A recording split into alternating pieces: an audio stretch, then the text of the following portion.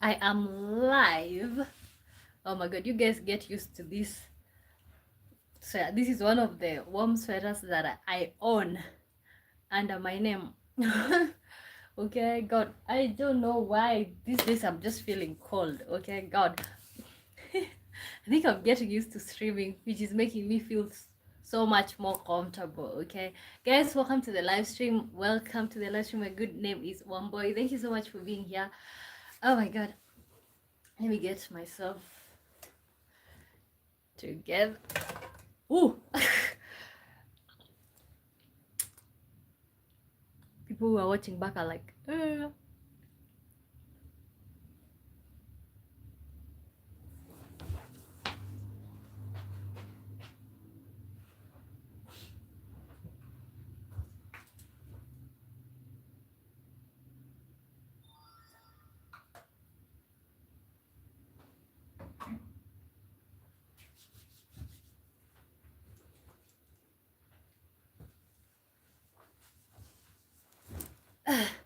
welcome to the live stream. Oh my god, I think I'm 1 hour late, but they're here, not there. Wow, I think when I apply the what is it called? When I apply this serum on my lips, it's like my teeth become more visible. Okay. Wow.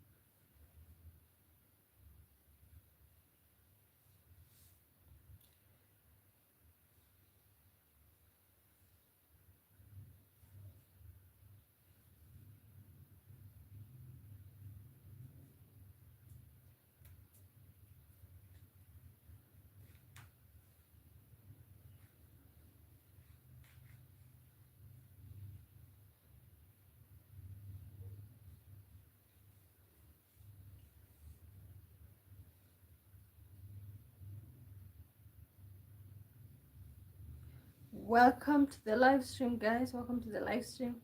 Oh my god. I showed up 1 hour late.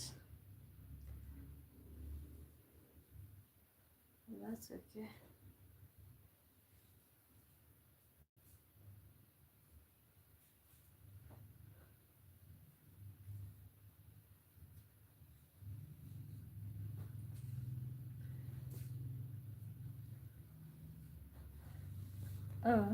Welcome to the live stream. When you join in, let me know where you're watching me from.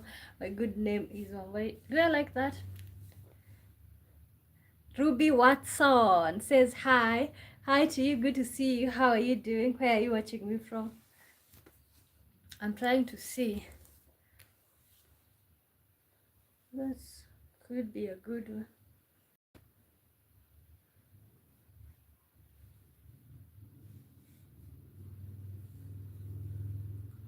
Maybe. No. No way. Okay, how are you doing, Ruby? Ruby Watson. You have such a beautiful name. Ruby Watson. And is that how you pronounce your name? Okay, I don't know. Maybe I should free the hair. Uh, Lovey Ramolo says hi. Hi, good to see you. Welcome to the live stream. You know what? I'm not a fan of how this looks.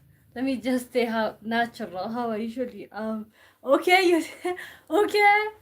Oh, women's problems. I think this is better. How are you? I'm good. How are you doing? How are you doing? I think this is way better. Yeah. At least. Okay. I have a bunch of questions, guys, but in the meantime, like the live stream. Also, let me know, do you prefer when I have my hair up here or down here? I'm doing so bad. Oh, talk to me about it. Tell me about it. What's going on? What's going on?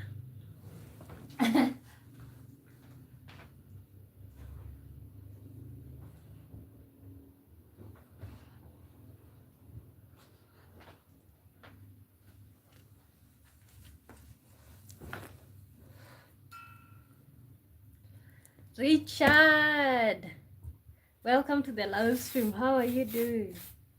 So I think some people are asking me, what do you do to your hair to make sure it's not itchy? I think this is black people's thing. Yeah. Oh, good afternoon. God, it's already afternoon out there.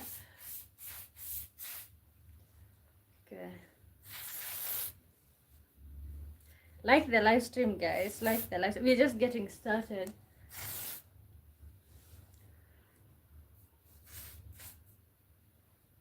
It's 2:23 p.m. 2:23 p.m. Wow, what's the time here? It's 9:23. It's 9:23 p.m. Okay, I think that's better. Okay. Oof.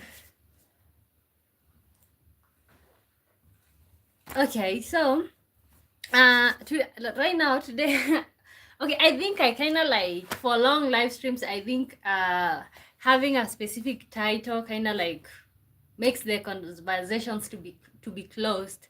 But Lovely Ramal says, so since I had 50 subscribers, people unsubscribed to my channel, so I got to 31. So bad. Why would people do that? You know what, like, I have never understood how, why would people do that? That's so bad. That's so bad. Oh god, I know how you feel. I know how you feel, definitely. Kara Edit says give to 100 if you okay, I can say 6-7 without you having to say that. Screddy says okay. Welcome to the live stream. So let's start with the question. What's something society has normalized that shouldn't be? Let me write that on the screen.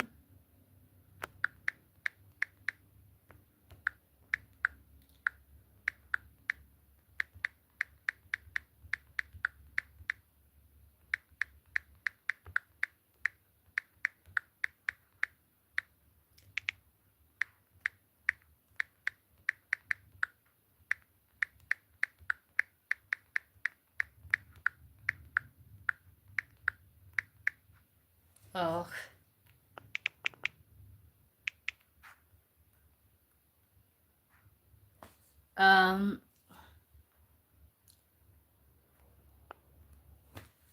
This question won't stick up there. Oh God. Lovely Ramola says, I'm from South Africa. South Africa in the building. Shawapis says, repeat please. Repeat what? Why would I want to say that, like, honestly? Okay, let me just type from the laptop.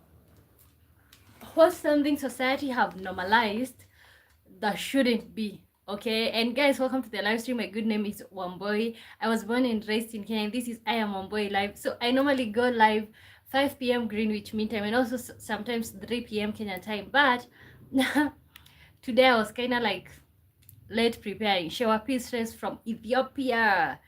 Ethiopians in the building. Oh God, that is so good. Make sure you're telling me where you're watching me from before I type the question.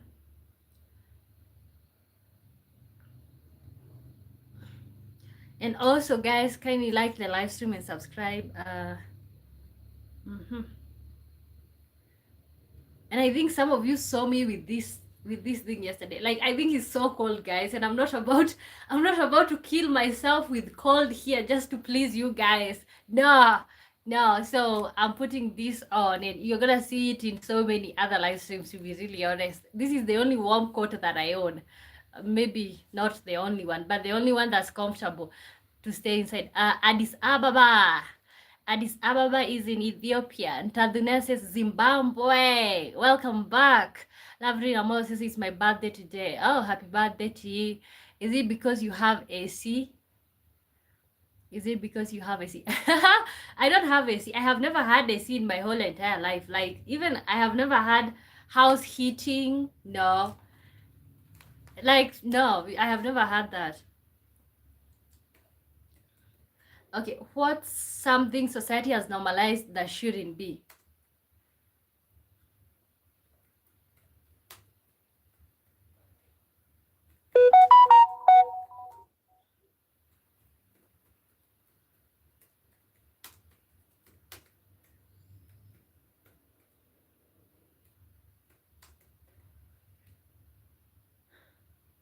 Uh, T4 Faza says, how cold is your country for that to be the case? Okay, for me to wear this sweater this continuously, right now it's 62 degrees Fahrenheit. Do you guys consider that to be cold? 62 degrees Fahrenheit. And I know people will tell me in Kenya they use degrees Celsius. Why are you using Fahrenheit?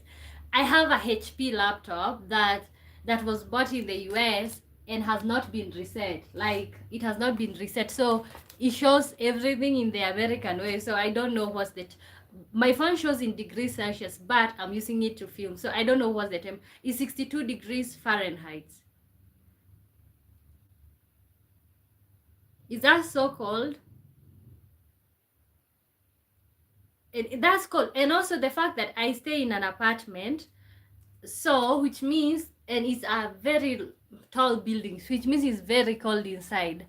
Uh, what's the time there, Wamboi? It's 9:29 p.m. 9:29 p.m. And it's daytime over there. Lovely Namolo says same twin. T4 says, oh, you're in Canada. Makes sense. No, I'm not in Canada. I'm in Kenya. I'm in Kenya. I would assume Canada also use Fahrenheit. Lovely Namolo says 62 degrees same. Okay, 62 degrees Fahrenheit. Okay, what's something society have normalized that shouldn't be? Okay, I'm going to be the one to start. What's something society has normalized but that shouldn't be? Ghosting people instead of communicating. Okay, when you don't agree with people, instead of telling them, oh, this is what I don't like, just going missing and just living like you never existed in their life. I think that's really hard, especially in relationships. I think that's really hard. Even in friendships, ghosting people instead of communicating. When somebody pisses you off, instead of telling them, you know what, I really don't like what you do, I don't like how you show up, I don't like how you talk. I feel like something that we've normalized is ghosting people. I don't think it's a good habit. Okay, let me know yours. What's something society have normalized that shouldn't be? Another one,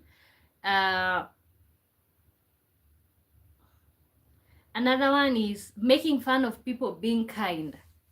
Okay, when somebody is just being kind, like, that shouldn't be. San says, welcome Stream Studio. Hello, director and producer. How are you doing? Lovely Ramos says, sacrificing instead of showing people love. Sacrificing? What does that mean? Like, okay, I know what sacrificing means, but in what context? And Tadman says, some people need to be ghosted. They won't listen even if you tell them. Okay, have you ever been ghosted before? Because personally, I've ever been ghosted before in maybe friendships, especially friendships, even in romantic relationships. Somebody just goes missing, my friend. It kills you. There's nothing as bad as silent treatment and like just somebody, you know. Portugal versus Uzbekistan. Today FIFA World Cup matches. Portugal hit 3 goals. Okay, that's good. That's a good update. Another one for me, what's something society has normalized that shouldn't be. Another one for me is expecting men to hide their emotions. Like, honestly, can men just be, can a man just cry? You know, I feel like the society have normalized like expecting men to be hardcore, to be all of those things, but I just don't feel like that's fair. Let me type this question here.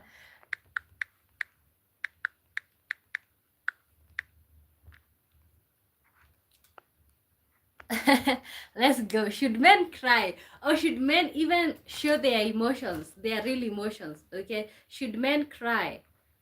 Okay, and I'm not talking about crying every other time, guys. We're talking about what something society have normalized that shouldn't be. So I just talked about expecting men to hide their emotions, expecting men to hide their emotions. I feel like that's really sick. Lovely Ramos says, my boyfriend just played me 2 days back. Okay. Okay. Oh my, I am so sorry for that. So sorry for that. Lovely says, yes. This is bought booties, not says nice bags in the back. I don't think they are that nice, but thank you. Otis Zek says men should not cry. Should men cry? Should men show their real emotions? Okay, okay. You know what? Should men show their real emotions? You know, I think I've had people give men advice that never show a woman that you love her. You know, never show your true emotion. You gotta feel it, but you gotta stay put. You know, all of those things. Is that really something that we should be thinking about, especially as a generation and we are in 21st century? I obey. Godfrey says hi. Lavi Ramos says, I got to go. I'll be back. Okay, okay, that's okay. Okay, so expecting men to hide their emotions, I just feel like that's really sick.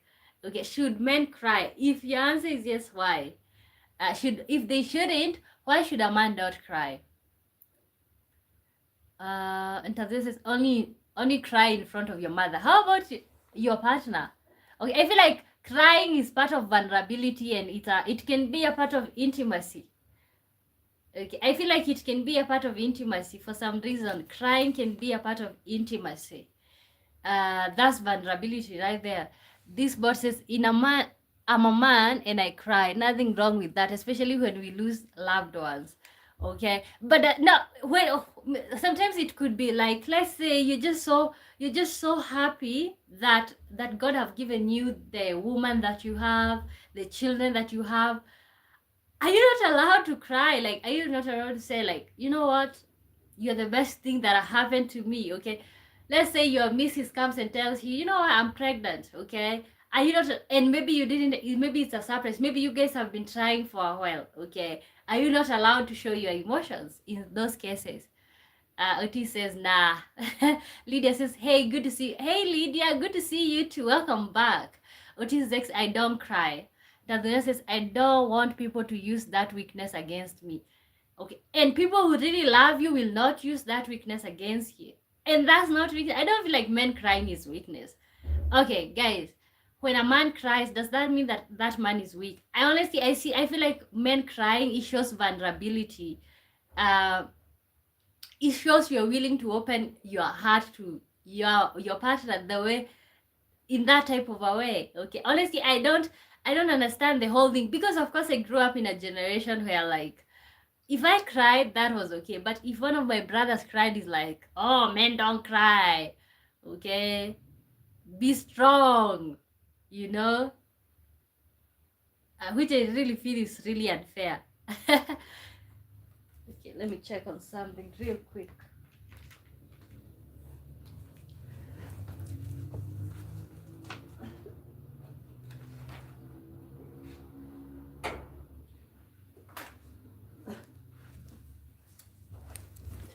I don't know, those people who live alone, I don't know if for absolutely no reason, sometimes you're like, did I close the door? The last thing you want when you live alone is to have your door open in the middle of the night. Tanzania says, I've had my vulnerability used against me by my ex, not doing it again. Wow. But now, see, you're going to be punishing another person for mistakes that they didn't do. Can you see that? Like, you're going to be punishing a whole different person now that, like, you are vulnerable to a particular person in your past, and then now you're gonna use that against the person that you have, the person that loves you right now, you know. And you know what, that's why I keep feeling that, like, getting married to people who have been in relationships before is really like a waste of time sometimes. Okay, it's not like I've not been in relationships, but I'm just saying, like, it's like you're coming to somebody who have burdens from other relationships that has nothing to do with you. Princess Ravi says yes. Okay, let me read from the tablet. I think I'm more likely to be more comfortable reading this. When I look down, I'm looking at the laptop, so don't you worry. Lydia says, can I ask you something? Do you think why jealous people love to insult others? Oh, so you're asking what are my thoughts why jealous people love to insult others? Okay. Okay, I'm gonna come back to you. Princess Rabi says hi. Sardal Kantu says hi. We are talking about what something society has normalized that shouldn't be. And I said expecting men to hide their emotions. And that's why I asked the question, should men cry? Okay, Mika Mantrout says men should not cry. Why should, if you say men should not cry, what's your explanation? Alexander Wamai says hi. Lynn Hendricks, oh, welcome back. Should man cry? Yes. Men should cry. It's like it's so I think you're saying it's unfair if everyone can cry but men cannot cry. Okay, let me come back to you, Lydia. I'm gonna come back to, I will pin your question right here and people will help you answer. But what I would say is, what's my opinion why jealous people have to insult others? Because you have something that they don't. They are jealous of your energy. They are jealous of how you show up. The only way they can put you down is by insulting you. That's the only way they can get to you. That's just my opinion. Okay. Should men cry? I see somebody like Alexander. No, Mike Mantrout says men should not cry. Why do you think men should not cry? Alexander says, hey dear. Okay. Okay. I think the whole thing that men should not cry is because it's like what we are told. Men are supposed to represent leadership, and in a patriarchal society, a man crying is kind of like he lose the authority, the power that he have against the woman. Okay, so I think that's why like men were not allowed to cry. But in today's day and generation, like who are you trying to have power over? Really? Just cry. Just cry. Sarda Kantu says crying serves as an emotional release from the tension humans see. Many don't like men crying because it shows weakness and men shouldn't be weak. Do you believe that? But do you believe that crying shows men that, do you believe that crying shows that a man is weak? Okay. Emmanuel Lasimad says hi. Hi to you. Because honestly, to be really honest, like before I started streaming right now, I just had a moment right here. Okay, I wish I was already recording or something. I just had a moment right here. I just screamed and broke down a little bit because I was feeling frustrated about something. So I was just here like, ugh!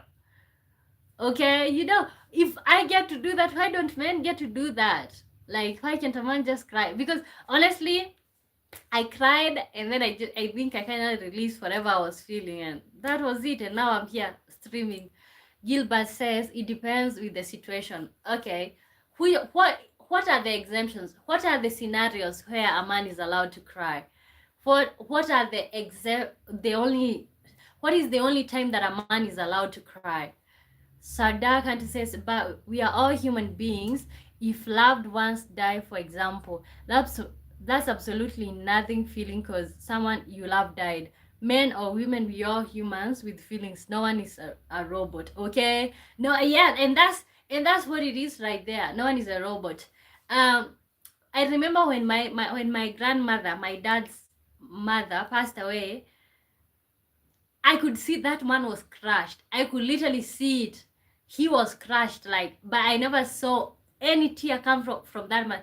And there, mind you, his mother, the woman who gave him life, had passed away. But I never saw that man cry. I don't know. But I could see he's tired. I could see he just lost something, okay? But I never saw that man cry. I never saw either of his brothers cry. But all their sisters, I saw them crying, okay? But when my mother lost her mother, like my grandmother on my mom's side, my mom broke down. She was not okay for months, if not years. Okay, but see, I think as men, because you're told you should not cry, you just learn how to hide your real feelings or your real emotions. Timo says men don't cry. Why? When you say men don't cry, attach the what is it called? The explanation. Why do you think men shouldn't cry? Samuel Chirima, welcome back. It's only women who should cry. Men must be strong enough and solve the problem. If a man cries, they fail and get weak greetings. Weak greetings, sweetheart. How was your day? You shouldn't be asked that. Oh my god, I feel like men, you've combined this whole thing about being strong with even toxicity. Okay, you guys have combined being strong with toxicity. Like, you're literally so obsessed with toxicity, my friends. So obsessed with being toxic. Like how is your partner asking you, how are you doing? How is that a bad thing? How is that a bad thing? Make it make sense, guys. Verify Wicked Person says, you look amazing today. Ah, thank you.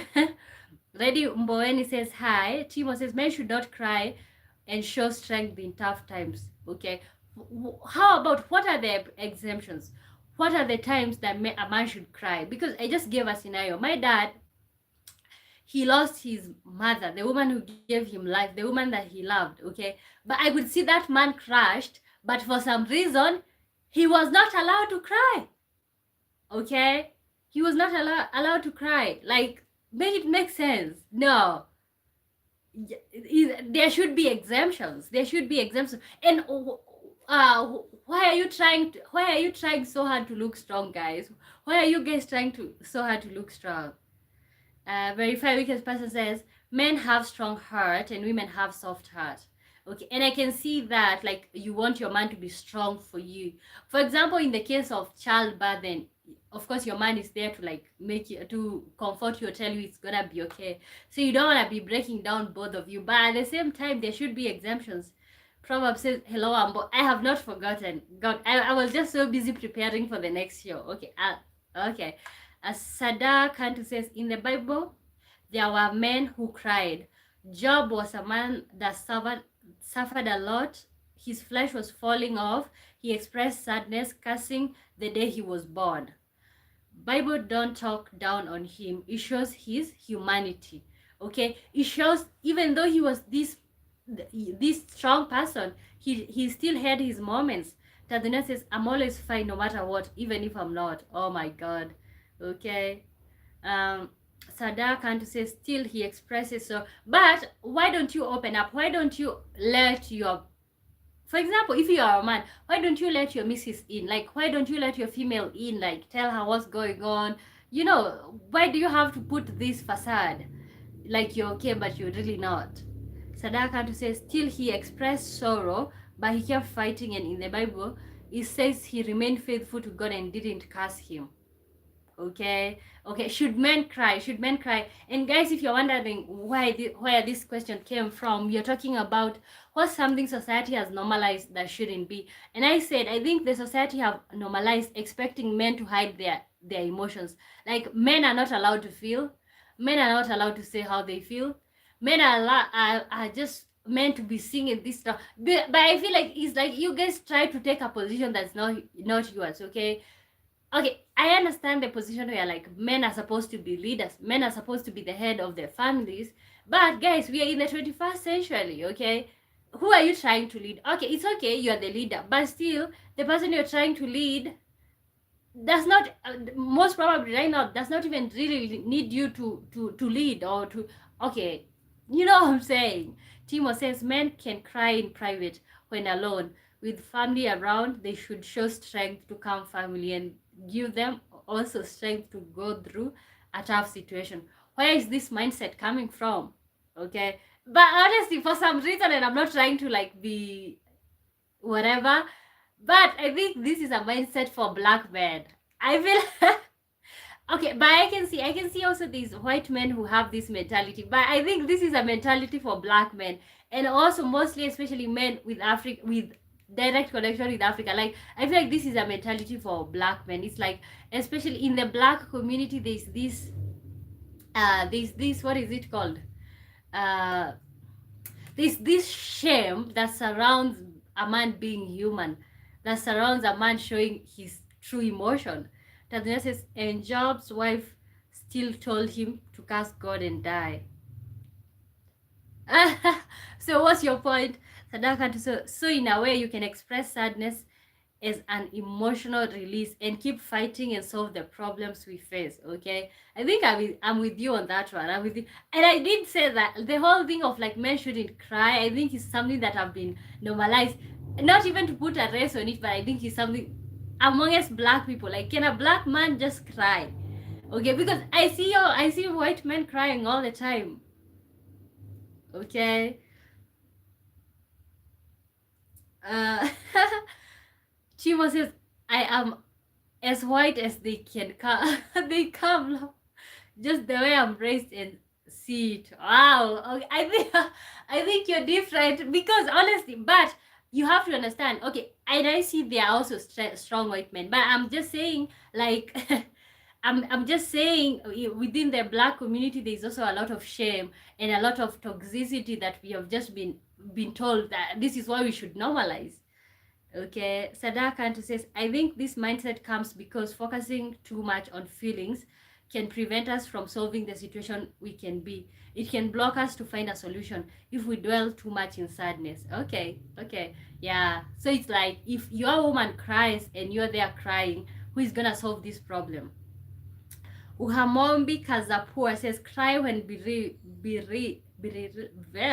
or when actually, okay. Romeo Kazuayo says, you cute. Thank you so much. Thank you so much. Okay, what's something society has normalized that shouldn't be? So I said what you're discussing right now, expecting men to hide their emotions. You can keep sharing on that one. Like, what do you feel about that? So another one for me is staying friends with people you secretly dislike. Okay, Tadina says, is it possible to process emotions without having to show it outwardly? You tell me, you guys tell me, is it possible? Especially the men who are saying that men should not cry or whatever. Is it possible to process emotions without having to show it outwardly? Personally, for me, it's not almost like a no. I just told you guys before I started streaming right now, I just had like a breakdown, okay? I honestly, I have to cry. I think I have to cry. Sometimes I just feel like when I'm just trying to like what I'm feeling to like box it into my heart or like to like contain it, the more I contain it, the more it comes like pah. Okay, like I honestly I cannot for me personally, me as one boy, I cannot contain my feelings. Okay, if I'm feeling sad, I'm feeling like I wanna cry, like I just cannot contain it. The more I contain it, the more it will be what is it called? Brutal when it finally catches up. Okay, so what's something society has normalized that shouldn't be? I said staying friends with people you secretly dislike. I think most people do that. Staying friends with people they secretly dislike. Sadar Kant says, if there's a sad moment, we can try maybe find also an occupation for release. Some exercise, run, walk, I don't know, hit the punching bag. Okay. Oh, if you don't mind, are you I have not figured out your name if it's male or female. Okay. So for context, are you male or female? For context. Okay. Uh-huh. What's something society has normalized that shouldn't be? I said staying friends with people you secretly dislike. I'm a male. Okay, thank you. I was about to say, oh, you'd rather not say, because honestly, YouTube has a place where like you mark that like you'd rather not say. Okay. What's something society have normalized that shouldn't be? Staying friends with people you secretly dislike.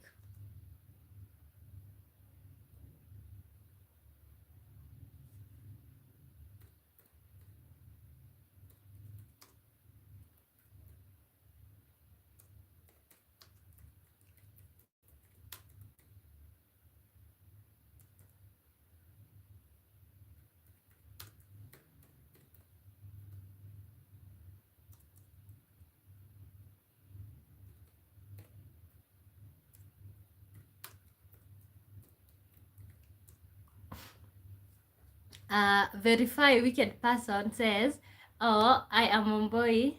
We are proud to say we all stand beside you all the way. From every heart, loud and true. This love is all for you. Oh my God. Thank you. Thank you. Thank you. Honestly, God, I am pleasantly surprised, you guys. I'm pleasantly surprised by every one of you for showing up here. I think we are creating a family here. I think you're creating a family. And I appreciate, thank you guys for being so much supportive. Mombi Kazapua says, in my culture, men don't cry. Okay, which culture is it? I'm guessing you it's an African culture. Okay, in my also, guys, don't get me wrong, in my culture also men don't cry, but that's why I'm saying what's something society has normalized that shouldn't be. That's why I'm saying that's why I'm saying expecting men to hide their emotions is something that we have almost every society have normalized. That shouldn't be. That shouldn't be. Okay, another one is staying friends with people you secretly dislike. Okay, because tell me why you're friends with people but you don't even like them. Like you don't even like who they are as a person. You don't like what they stand for. You secretly talk about them behind their back. You don't like what they are doing. You talk about them. You also something that I think have been secretly normalized, but that shouldn't be, is also on the same note, staying friends with people you secretly dislike, is people talking about their partners, like talking let's say you're talking to your mom about your partner, you're talking to your sister bad things about your partner. Like, can you imagine a whole man talking bad things about his female? Like, honestly, why would you do that? Why would you stay friends with people that you don't like? Staying friends with people you secretly dislike. Let me not write. I think you guys can hear and also you can read from the screen. Tadunia says, can't even sit with people I dislike. If I dislike you, it's on sight. I've only seen my female friends do it. Okay, I think this is something common, very much common, especially in the female world. Okay, staying friends with people you secretly dislike, that should be one of the, like, the most evil thing you can ever do. Like, if you don't like someone, release them.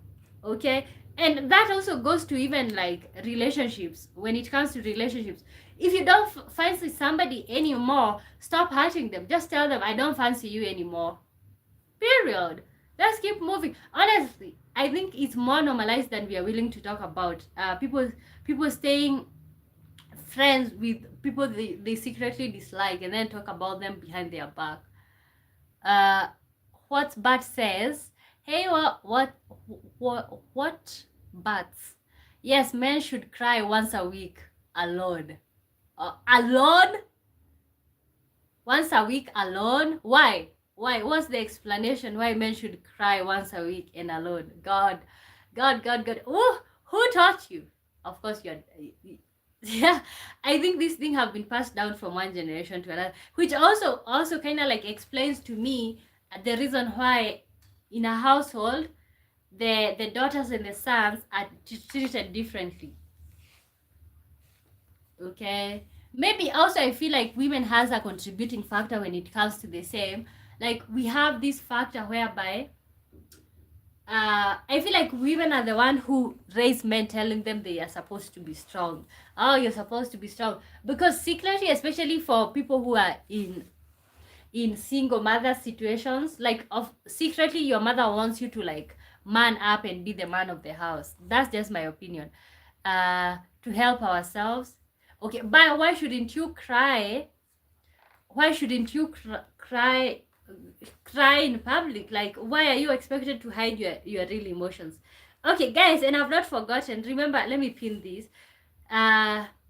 What's something society has normalized that shouldn't be? I said staying friends with people you secretly dislike. Why would you do that? Like, if you don't like someone, let them go. Hosba says, that's true, but crying is bad in front of people. Okay, how about when a female cries in front of people? Is that bad? Because honestly, I'm not gonna lie, I think I've cried on this channel before. What happened was, I think I was crying before I started streaming, and then when I started streaming, the emotions came running and I just started crying. And people on the live stream were like, what's wrong, homeboy? What's wrong? Just felt, honestly, I just felt so awful. Okay. Another one, what's something society has normalized that shouldn't be? Uh, Gossiping disguised as concern. Okay.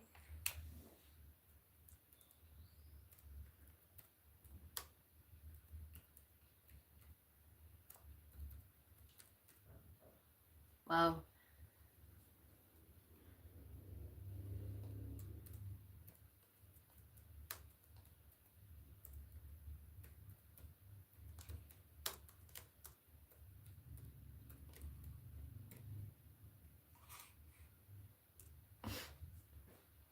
Sadakantu says,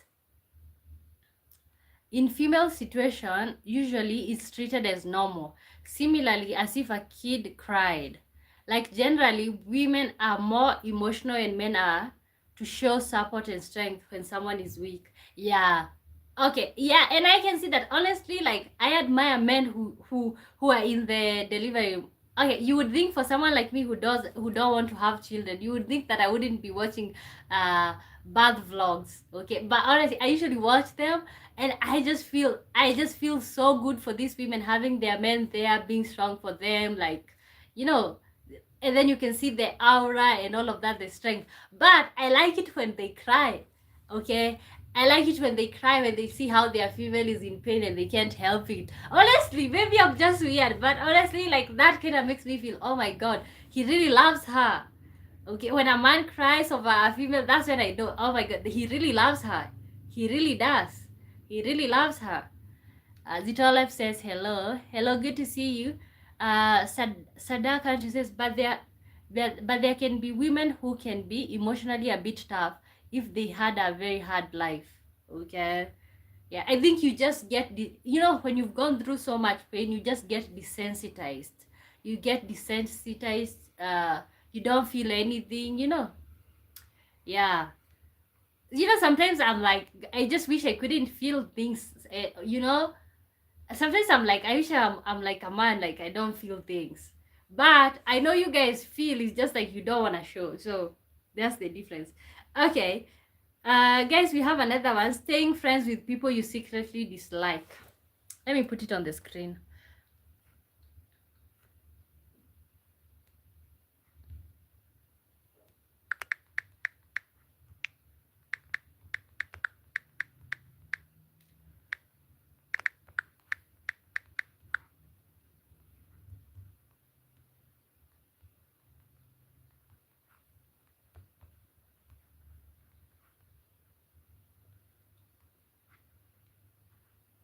Javier, okay, Zitolep says like, thank you. Javier Lewis, oh my god, thank you for being here.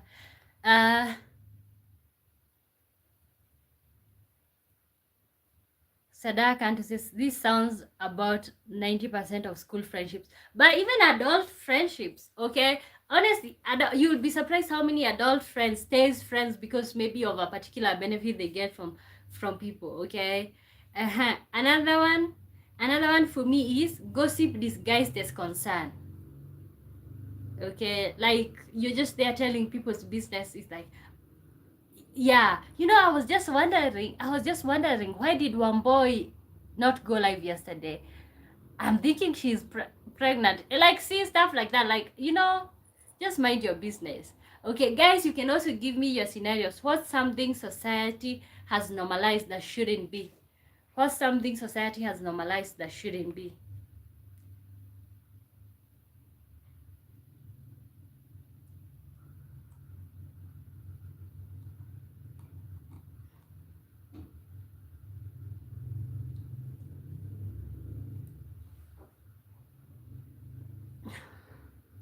Okay, another one. Something society has normalized that shouldn't be. Uh, let me write this one. You guys are not.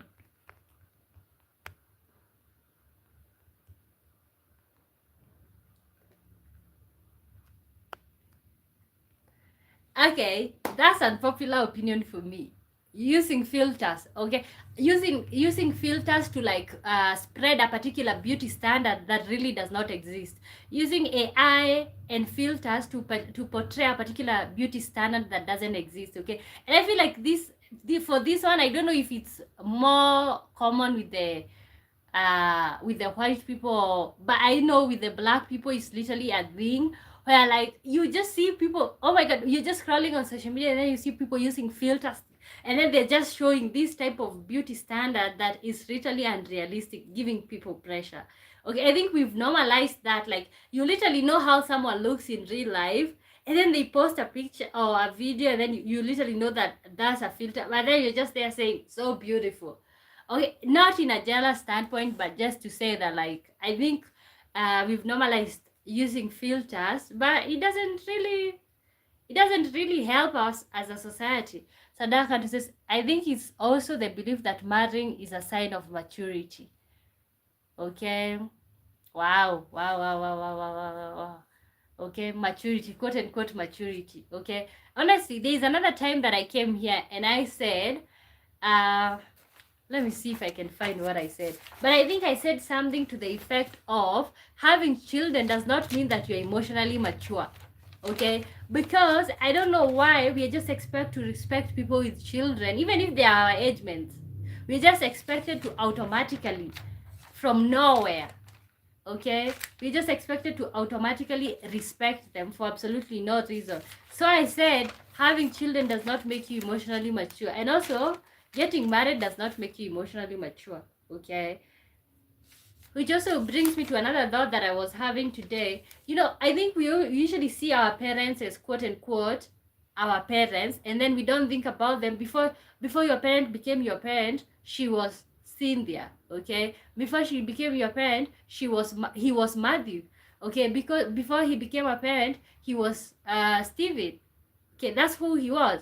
But then after they become a parent, because you as a child, you don't see your parent as who they are in real life. You don't see them as Steven, you don't see them as Cynthia, you don't see them as Margaret, you see them as mom and dad, which it makes you to automatically think that they're emotionally mature, but that doesn't mean that they are. Okay, there's a book that somebody was suggesting, Adult Children of Emotionally Immature Parents.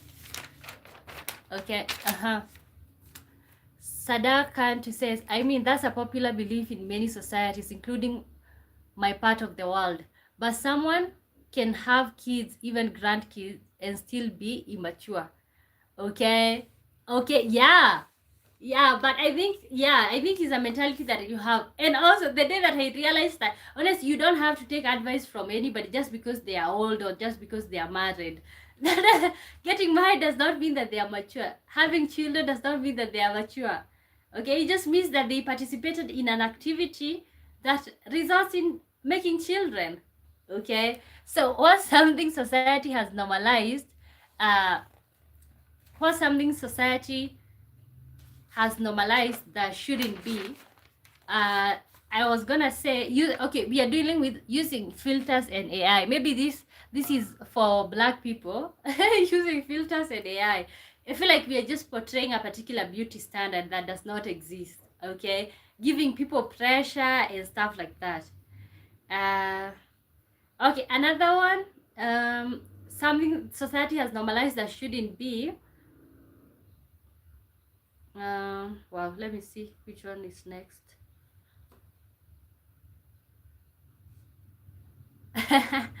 This one is literally sounds cliche. Okay, another one. What's something society has normalized that shouldn't be? Um, comparing yourself to influencers. Okay, these people post. These people also, most of the things that. Okay, let me first of all write and hear your opinions before I give mine.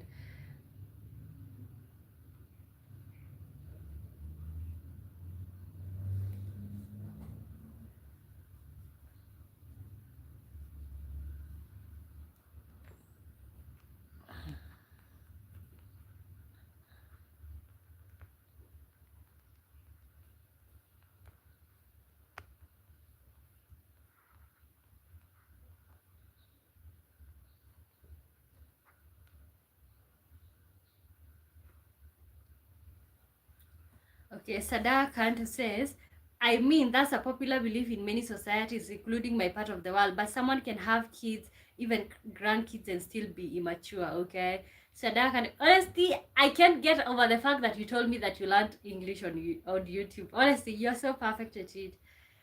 Well, surely we shouldn't let them influence our self-worth, okay? What's something society has normalized that shouldn't be? Comparing yourself to influencers. I'm not saying that influencers do not have a good life, but I'm just saying that shouldn't be what we that shouldn't be, what is it called, the marker. That shouldn't be what we are. We have, what did we used to call that thing where, like, marking. Okay, that shouldn't be the marking scheme. And I think also parents are falling to that pressure. They are seeing a 22-year-old posting, they have already got themselves together, they have already bought a house, they have several cars, latest cars, and then you're just sitting there, 22-year-old, you're living with your parents, and then your parent is wondering, like, wow, did I just birth a failure? Okay, so what's something that society has normalized that shouldn't be? Comparing yourself to influencers. Okay, another one.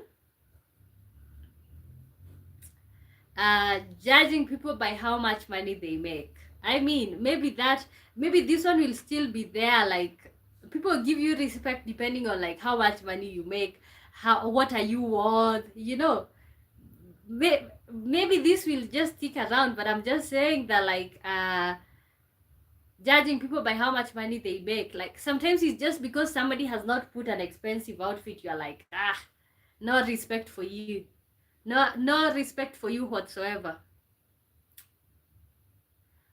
Okay. Next question.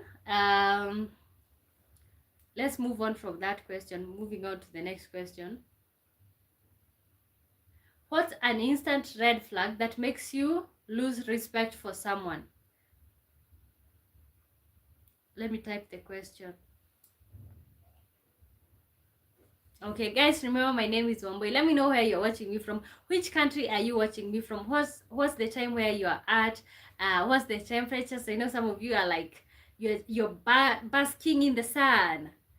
Dark Knight Bestie says, hey, I'm from Sri Lanka. Sri Lanka!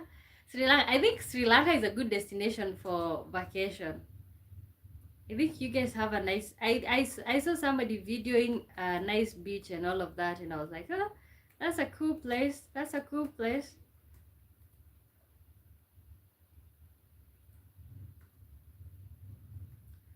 Keep telling me where you're watching me from. What's the temperatures where you are at? What's the time where you are at? I think we all know that I'm so much interested in such things because time zones, fascinating. Like, I cannot imagine how we... Okay, and I know it's geography, but I can't imagine how we are in the same world, different time zones, different temperatures. You would think at least we would have the same time zones, but we don't. That's why on my show we always shout out time zone. Dark Knight says, yeah, Sri Lanka is a beautiful island. Okay. Excuse me.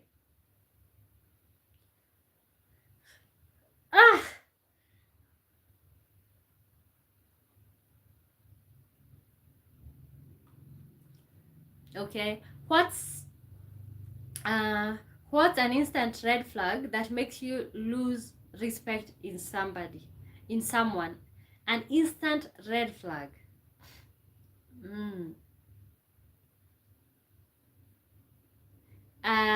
Okay, and we are gonna be doing friend, and then we are gonna be doing boss. You can comment friend, boss, partner, family member.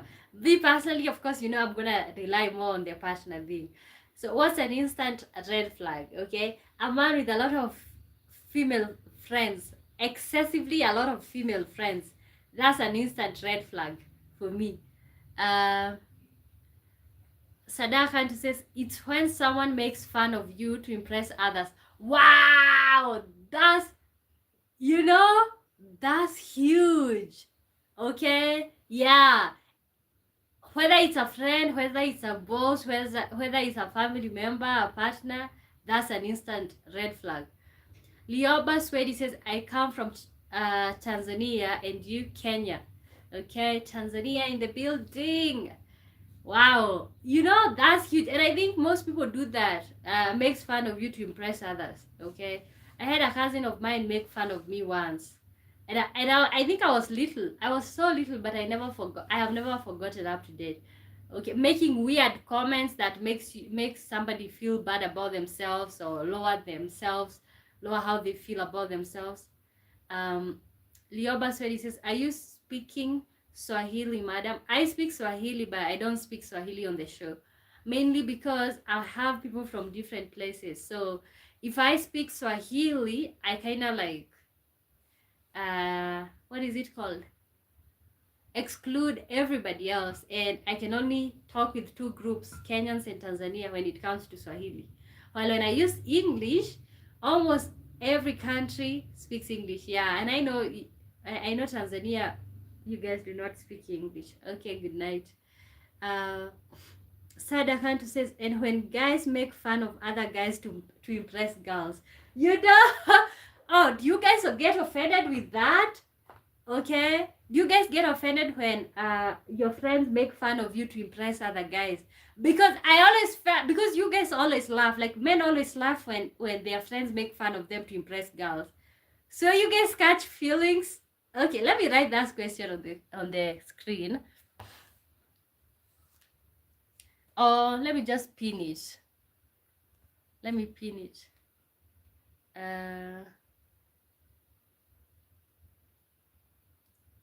Okay, I always thought that men were comfortable with like making fun of each other to impress girls. So you literally catch feelings. Wow, didn't know about that. Didn't know about that. Okay. Yeah. Yeah, I also dislike that. First of all, if you want somebody to be interested in you, honestly, just say that. Okay, just say that. Stop making fun of me. Like, honestly, I think I'm one of the worst friends that you can ever have in real life. Because honestly, you will not make fun of me because I'll get offended. And, okay, it can be there's a running joke between us, that's okay. But be very careful with me. Do not make jokes like maybe especially about my body, about no, I don't play those games. I will get upset. You might not know, but I will catch feelings. I will get upset. Thomas, I'm back from the beautiful sunset. Welcome back. Ooh, what's the time there? Sunset. Watching the sunset. Sarda Country says, I mean, it depends, but I personally don't like it because it's just weird and it looks fake in a way. Okay. Wow. I thought men don't get offended when other men make fun of you just to impress some women. Oh, admin Lynn says, repent. Jesus loves you. Why would you write that? Okay, honestly, I have never understood why people like shoving religion down people's throats. Okay, you know,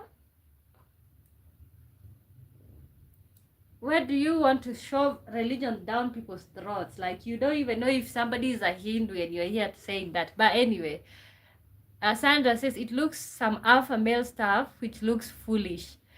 Okay, and you really don't want to be the better because guys will just be bullying you just to impress women. God. What's an instant red flag that makes you lose respect for someone?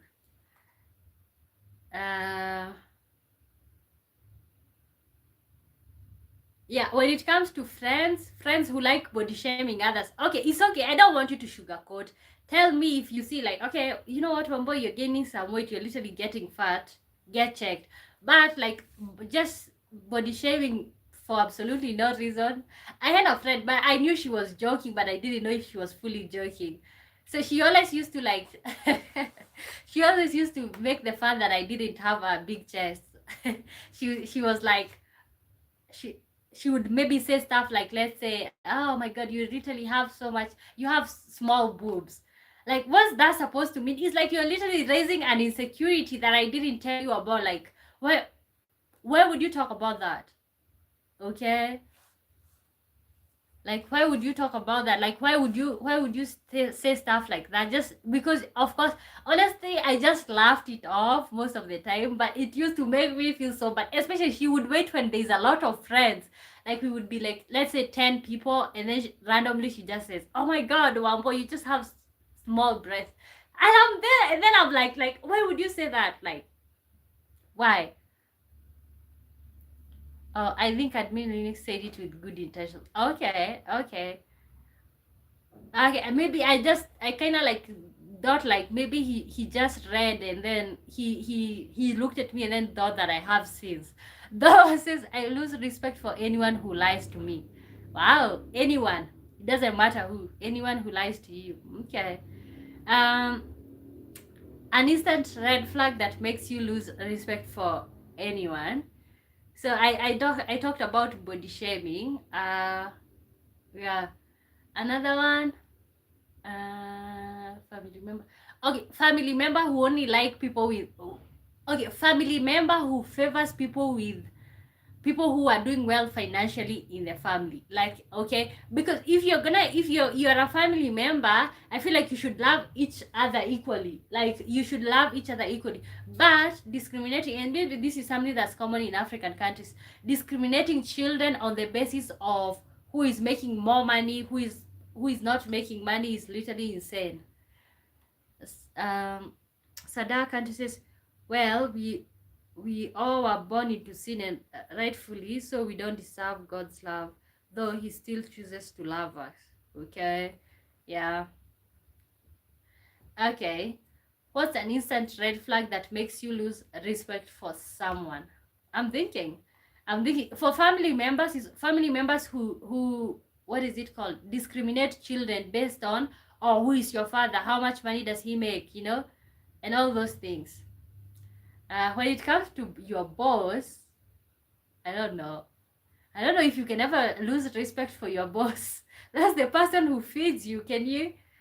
Okay, let me move on to the next question. Would you rather marry for love or financial security?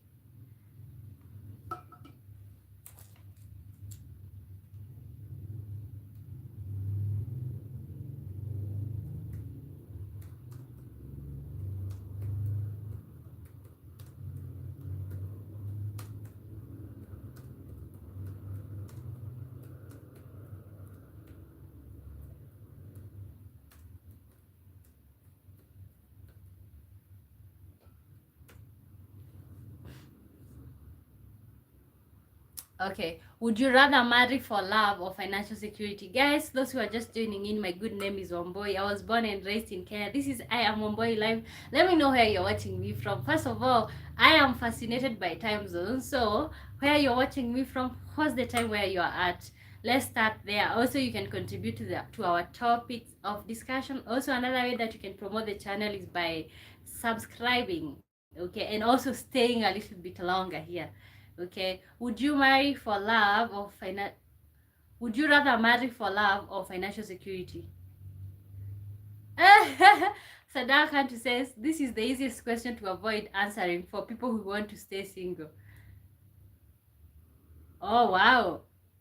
This is the easiest question to avoid answering for people who want to stay single. Would you rather marry for love or financial security?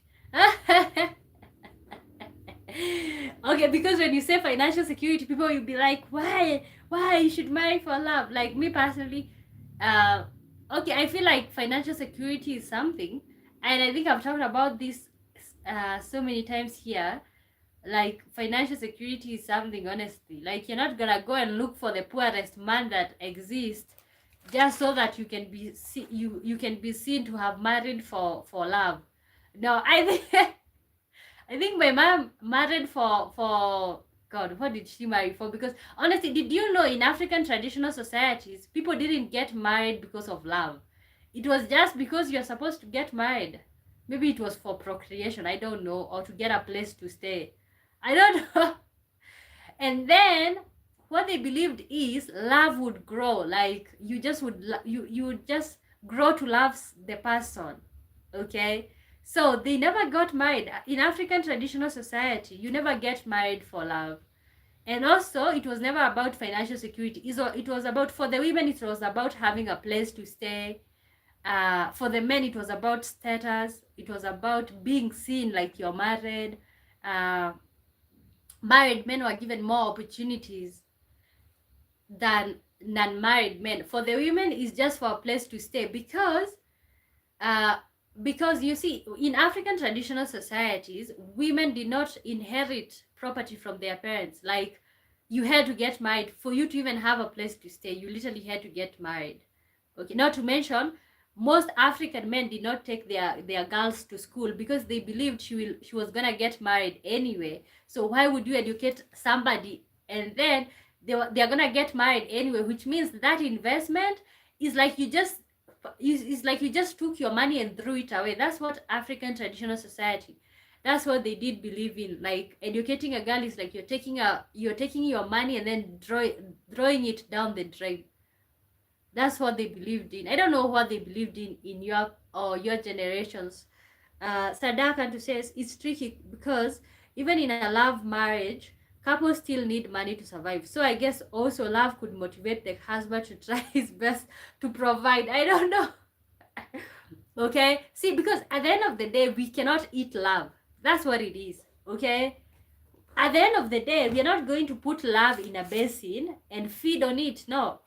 At the end of the day, this mortgage, somebody needs to pay the rent. Somebody needs to pay the mortgage. At the end of the day, we are using electricity in the house. Somebody needs to pay for that. At the end of the day, there's the phone bill. We need internet. You know? That's what it is right there.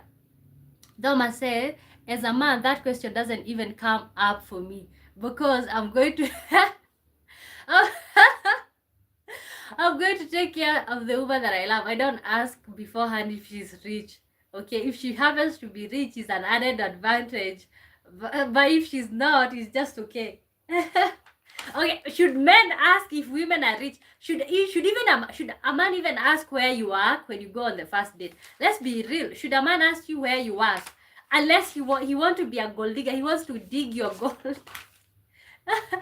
Okay, why should a man even ever ask you where you work? I don't think he should, especially on a first day. Okay, maybe he can ask to know, so that he can know your schedule.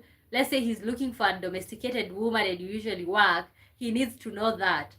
But other than that, should a man ask such questions? I think those are very much inappropriate questions. I don't know. You guys tell me what you think, okay? You just cracked me up right there, okay? You know, and then a man asking you, where do you work? Like, why do you want to know, sir? What's the problem? Okay, would you? What's the question that we are looking at?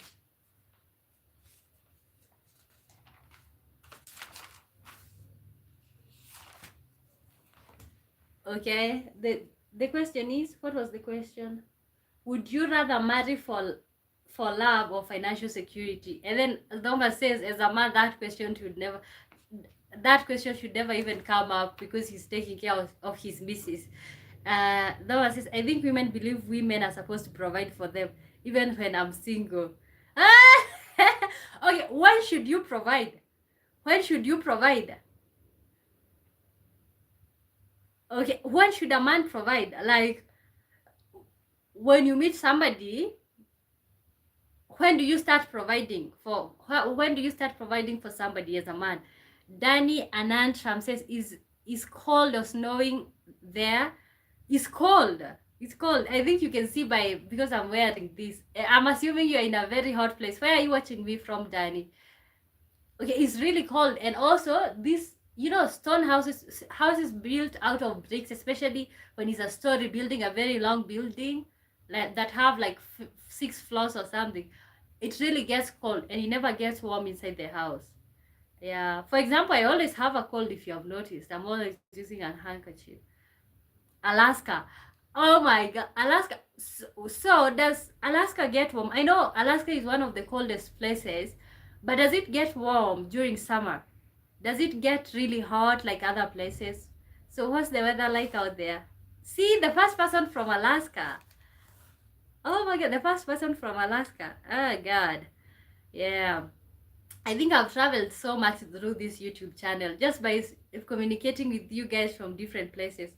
Sarda Kantu says you can provide also for parents, especially if they become incapable of working anymore. The ones who raised you also need help. Okay, yeah, that's it. But that's why I'm asking. Doma said that females expect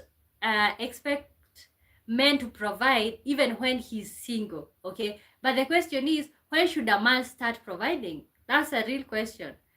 Then you have not even if son. Oh, you guys don't have, so it's called.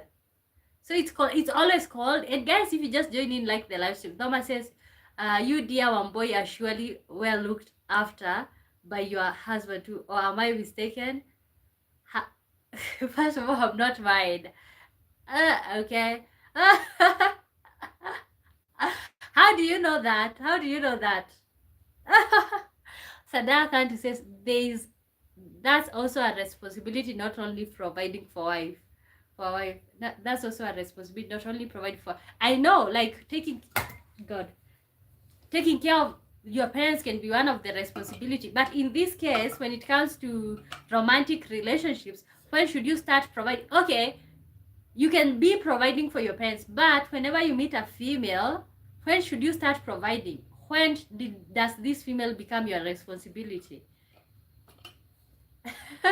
you, you guys really crack me up.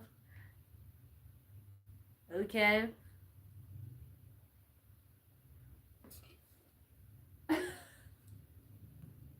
Ah.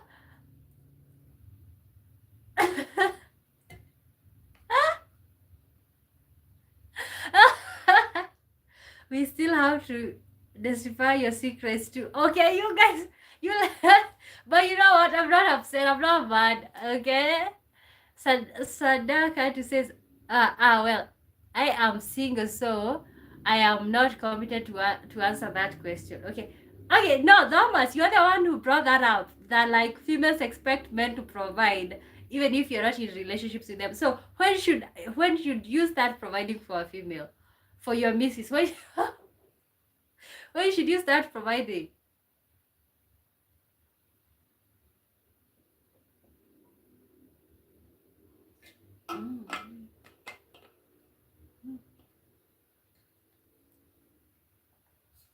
Really cold. When you put cold water into a insulated bottle, god, it really gets really cold, very cold, like it's inside a refrigerator. Okay, Kevin Sokdio says hi T, good to see you. Welcome to the live stream. We're talking about, would you rather marry for love or financial security? Would you rather marry for love or financial security? People are saying that like that question should not be asked to men. That's a question for females. But I'm also asking, like, if that's the case, then men shouldn't even ask women, where do you work? That shouldn't even be a question that comes up during the discussion. Okay, you should just be surprised. Maybe after you are in a relationship with them, you'd be surprised, like, okay, this is where they work, you know.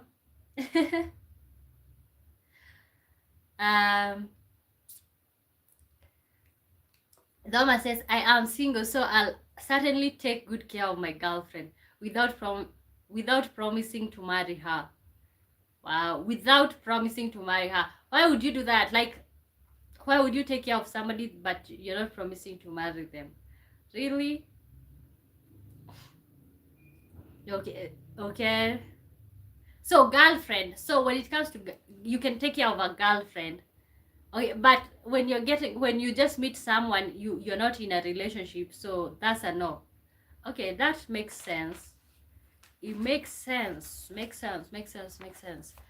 Okay.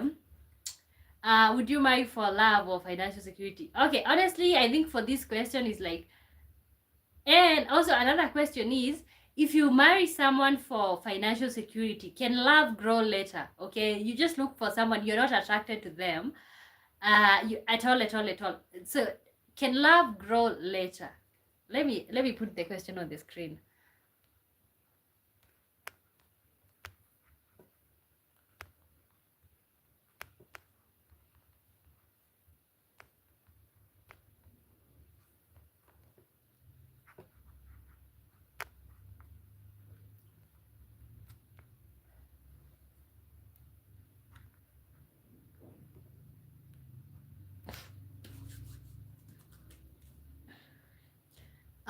Thomas says, I'm not a family person. Everyone's different after all. Okay, Lord.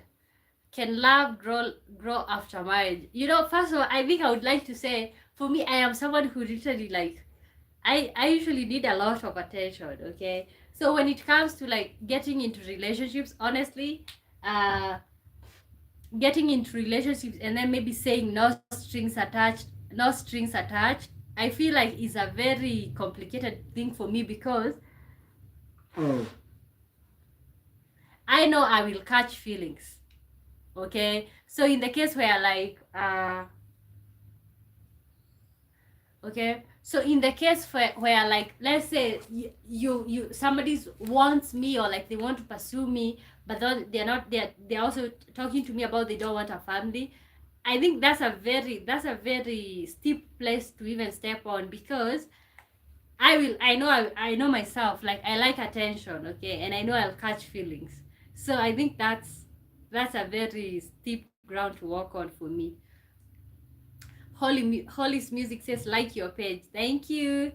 Sarda Kanti says, man, you got such complicated questions. Cosmo topics seems easier compared to them. Okay. Oh, okay. You know what? After all, I mean woman. Sorry. Cosmatopics is yeah. Okay. The thing is, like, I like, sometimes I like to do easy questions, but other times we need to go deep. Okay. Norma says, I can't answer that because I've never been married and never will be. Okay. Wow. Interesting. Honestly, and I think that's what people need to be doing straight up. Like when you're with someone, just tell them straight up. Okay. So you will never be married. You never be married and never will be, but can you move in with somebody, like not somebody, your girlfriend? Can you move in with them? You're not married, and but can you move in with them, like just so that you can feel? Because if you're dating someone and you don't want to even live with them, it's like that's problematic. That's problematic. Okay, can love grow after marriage? Oh, so you are talking to this question. Can love grow after marriage? Hmm. So that is to me this sounds like I'll drive a car but never get a license. But anyway, that's not my business. Okay, okay. Okay. And see, maybe there are people out there who literally genuinely don't want to get married, and so there's men out there who literally never want to get married, and there's women out there who literally never want to get married. So I feel like that makes a perfect combination when such people meet. Mehmet Akbar says hello, good night to you. Uh, Thomas says, I think love is much more intense among unmarried people. Okay, honestly, these are real that I so there was somebody who was saying that like whenever I think it's a show that I normally watch, Koramo on YouTube. Uh, there's this person who was saying that like whenever they name or whenever they whenever they say this is what it is, like let's say you say okay we are engaged, okay, or say we are married, so they were saying it's like for them it affects the relationship to the negative, but when they don't put a name on the relationship, they don't say what's going on, then it's perfect. So honestly, I hear what you're saying. Oh, Eve Stewart, do I need to store order in here? You kind of do. Can love grow after marriage? Welcome again. Good to see you. Sarda Kanti says because they can easily move on to another person when love fades away. Wow. Okay, so that's it. That's it. Yeah. I feel like I think that's a very steep place to walk on. That's steep. That's steep. Okay. So in the case where like you choose to get with someone for financial security, do you guys think that love can can grow after marriage? Restore rather, okay? Yeah, you kinda do. We are talking about a lot of things here. First of all, the question that came up was, would you rather marry for love or financial security? Of course, men in the chat say that that should never be a question that a man comes up in a man's conversation, because like, are you looking to get married? Whatever. But that's what I'm saying. Even for women who go for financial security, do you guys think that like, can love grow after marriage?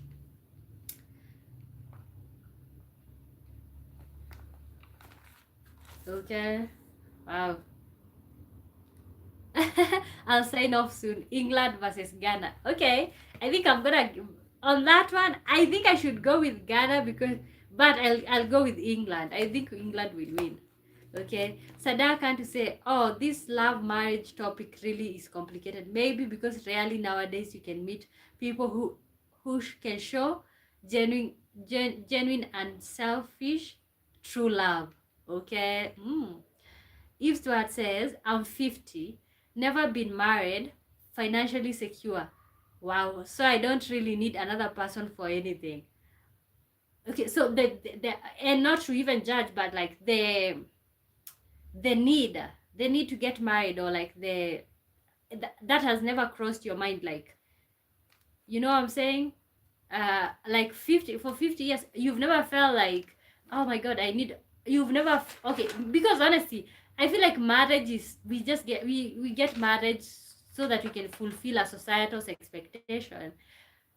But how do you make sure that doesn't get to you? Okay, because honestly, sometimes when I think about it in depth, I'm like, god, marriage is a serious thing. Can you imagine living with somebody for the rest of your life in one house? Okay, when you wake up, that person will be there. When you breathe in, you breathe out, that person will be there. Okay. No. Eve Stewart says, I think most people around the world get married to have children and family, which you can literally do with that. Which you can literally maybe you can have children without getting married. I don't know. Sada, I think I know you can. Sada Kantu says, ultimately, marriage is a personal choice, not a life requirement. Certainly not a requirement for happiness, because marriage doesn't guarantee it. I know, God. I also think relationships do not guarantee. I think the time that honestly, to be really honest, I feel like the time that you'll ever be very sad in your life is when you're in a relationship. I don't know. Sometimes when you're just by yourself, no, you're not feeling limited. You can do whatever you want. I'm just saying I think this is hard for, especially for people who are in relationships. This is hard for your partners to hear you saying that. But I feel like relationship is a good thing, because at the end of the day, you have your ride on or die. You have your forever after and all of that. But I feel like sometimes when you're just alone, you get to do whatever you want, without having to tell somebody. That's something that I honestly feel. It says family is such a bigger thing outside of Western countries. Yeah, I feel like in the Western countries, like, you guys do not I feel like family is important, but it's not as important. Like, for example, in African countries, God, the grandfather to your grandmother. Like, who knows that? Nova says, I'm quite a bit older and also financially well off. That's why I'm single forever. Oh, God. Okay, so do you feel like somebody would literally be only after after you're financially well-being? Okay, there's a question that I was asking the other day. Should you sign a prenup before getting married? Like, should you sign a prenup? Should that be a basic requirement? Okay, and somebody said, if you have wealth, then that's a no-brainer. Like, you literally have to sign. Mahmet, I saw your comment. I was gonna come to you. You said that I'm a sweet lady. Thank you. Sarda Kantu says, I think it's mostly because realizing the decision was made in a rush, peer pressure, or made the decision for fulfilling intimate pleasures, and that's it. These things make marriage unhappy. Yeah. Yeah, I feel like maybe the reason why you should want to be with is maybe because you really want to be with them, minus the sexual pleasures, minus financial stability, minus all of those things. Okay. Moving on. Also, but I think I'm talking to people who are literally anti-marriage, but still, I'm still gonna put this question out there. We are literally a group of anti-marriage right here. Uh,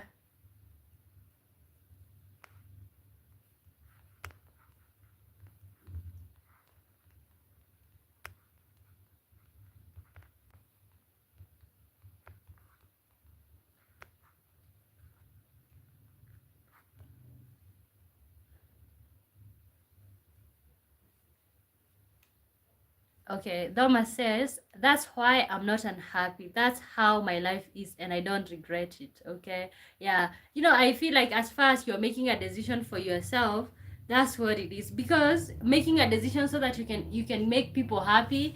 Most people get married so that they can have a big wedding ceremony. Okay, and then have a lot of people come over, see them getting married.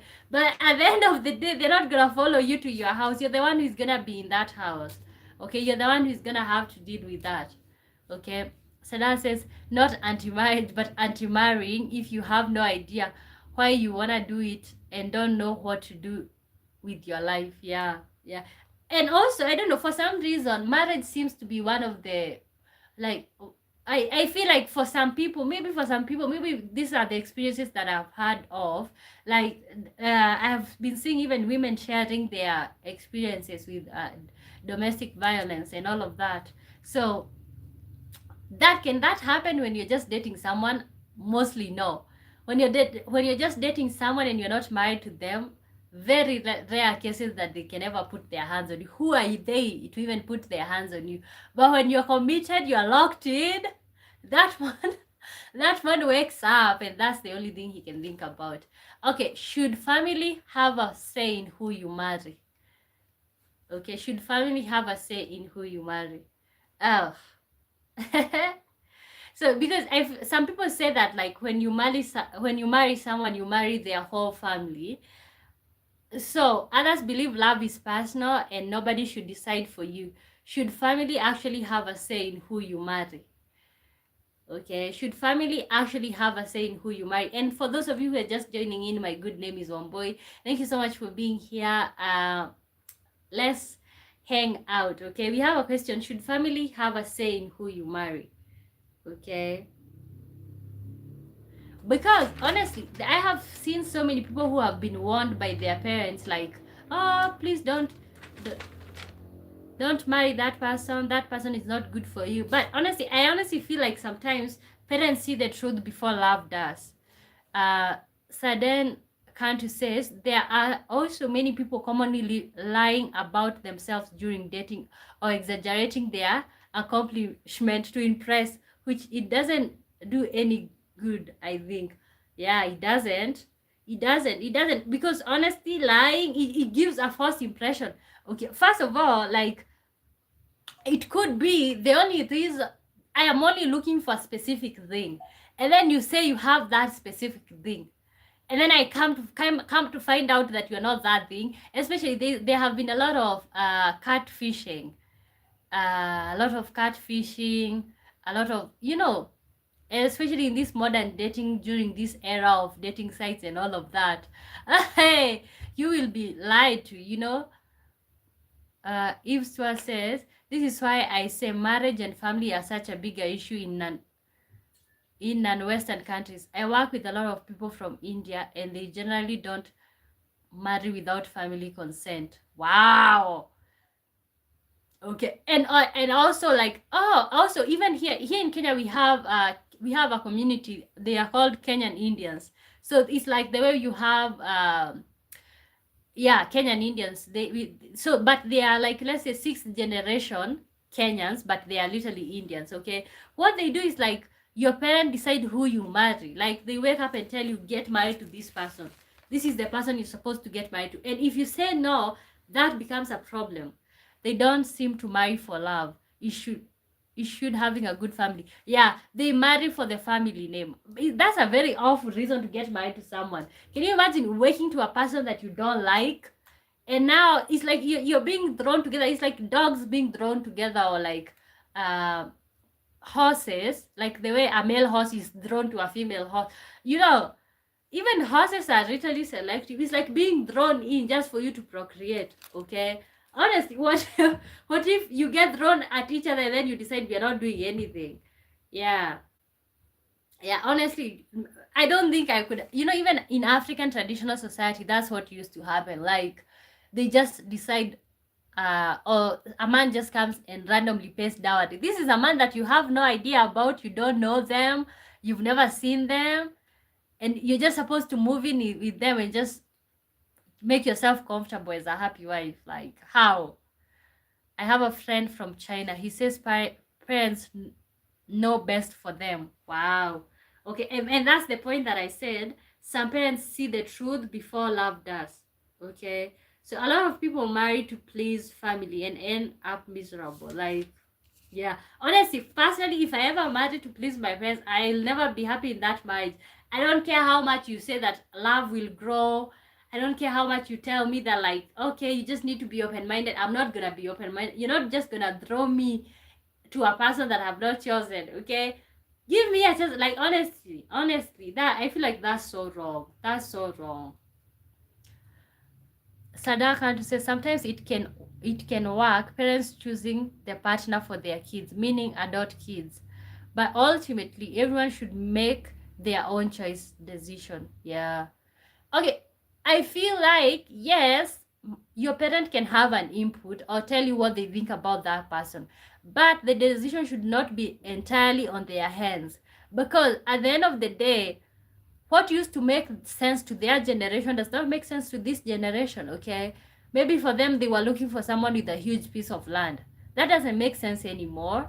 Maybe during their time they were looking for a female who is literally very well carved with a lot of carvings, just so that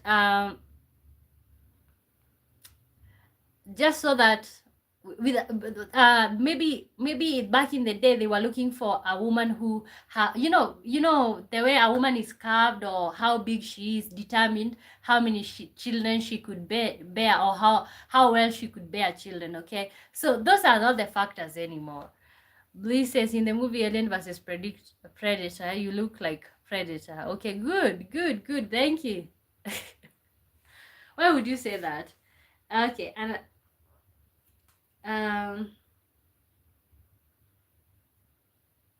so the question is, are parents always usually right about red flags? Okay, let's say they don't even choose the relationship for you. You choose the relationship for yourself. But then does that mean when your parents tell you that they can see a red flag in a person, is that right? Like, is that true? Honestly, but I can see why parents could be right, because at the end of the day they are not seeing from a place of love. They are seeing from a place of reality. Okay, they are looking from the outside. Okay, but I feel also there are parents who are jealous of their children, so you cannot just rely on that. I know. Okay. Should family have a say in who you marry? um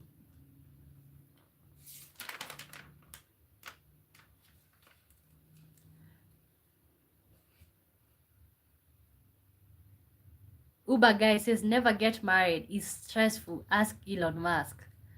Okay, God. Okay, Uber guy, do you want to get married?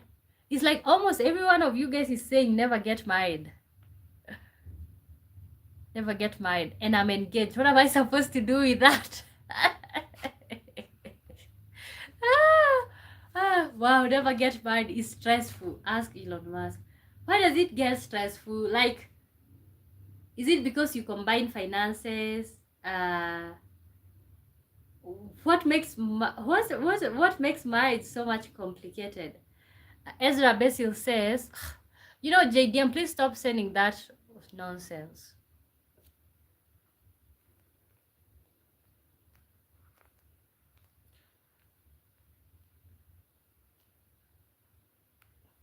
Ezra Basil says the family might be right, but you can also hire a DCI, CIA and an investigator before you marry someone? Why would you do that? If you ever hire like an FBI, whatever, like can you imagine somebody hiring a private investigator to like look into you before getting married to you? Why would you do that? Like, why would that even be necessary? Like, gosh. Why would that even be necessary? Oh my god.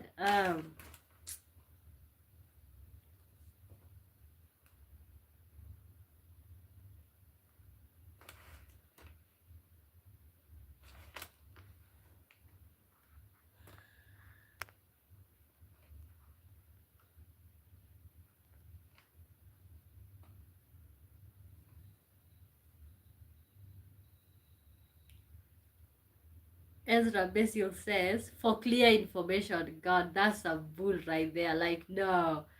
Okay. So,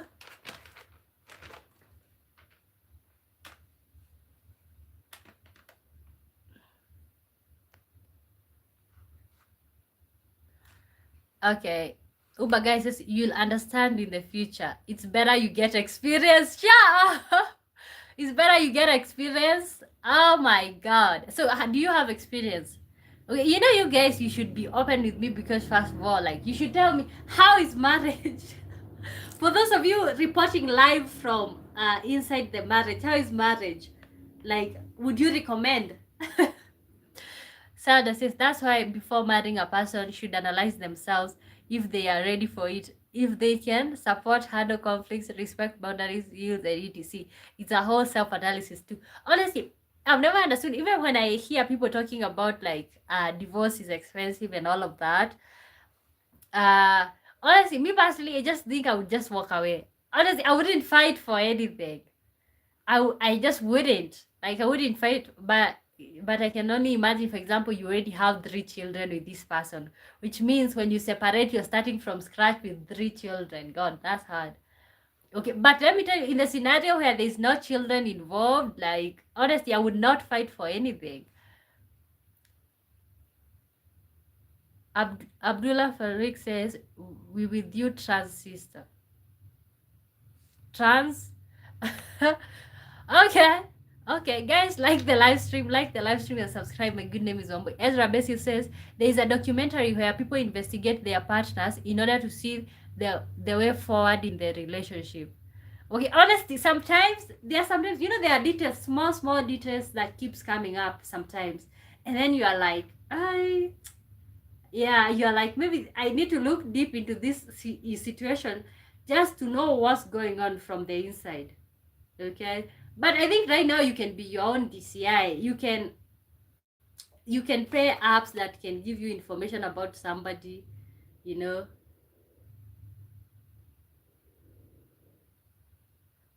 So Abdullah, for your information, I don't care what you say, like, he doesn't faze me. Are you looking weight? Am I looking weight? What do you mean? Okay, let's do the next one. Yeah, but let me tell you, if I ever know that you've hired an FBI or like CIA, DCI to like investigate me before getting married to you, I'm not getting married. Yeah, forget about it. You know, it's not that serious.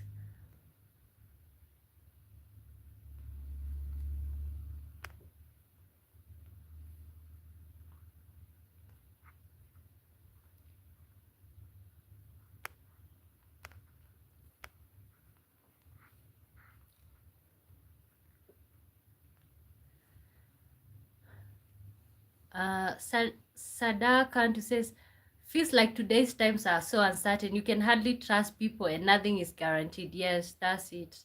Yeah, you can hardly. I think also I feel like it was still unreliable, but people had a lot of perseverance. Okay, because even when I analyze my parents' relationship, if I was the one, honestly, I cannot. There are things that I just cannot persevere. But those people, they had the perseverance, okay, because they didn't have. I don't know why they stayed, but like, yeah, we all can agree that our parents had a lot of perseverance. Also, they didn't have that mindset of like checking out. Maybe this is an African mindset. I don't know about you guys out there. Okay, and guys, if you're watching this, you haven't liked the live stream, like the live stream. Also, let me know where you're watching me from. Which country are you watching me from? What's the time out there? Here in Kenya, it's 10:57 p.m. 10:57 p.m. Abdullah Hulk says, "You stay single forever." Okay, we are looking at pettiest dating deal breaker. So also when we are gonna be talking about pettiest dating deal breaker, of course we can't talk about deal breakers without talking about an ick. Okay, an ick. You know, so and then we're gonna be asking a question: are icks immature or are they intrusion? Okay, you see, like that feeling that you feel like you're just feeling like it's like your intuition talking to you, but you're just having an ick. Okay, pettiest dating deal breaker.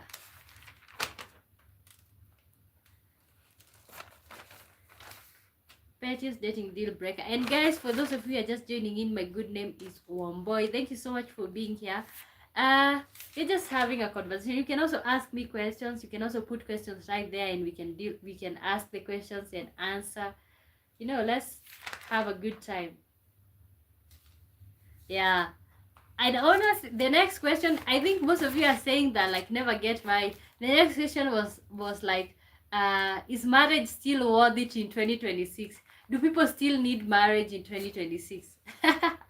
Do people still need marriage today? Okay. Well, that honestly, that was literally the next question. That was literally the next question.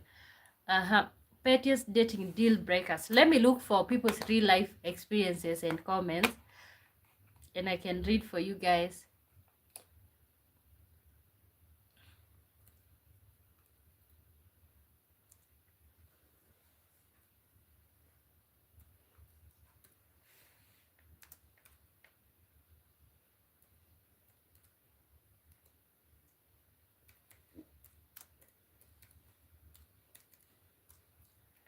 Okay.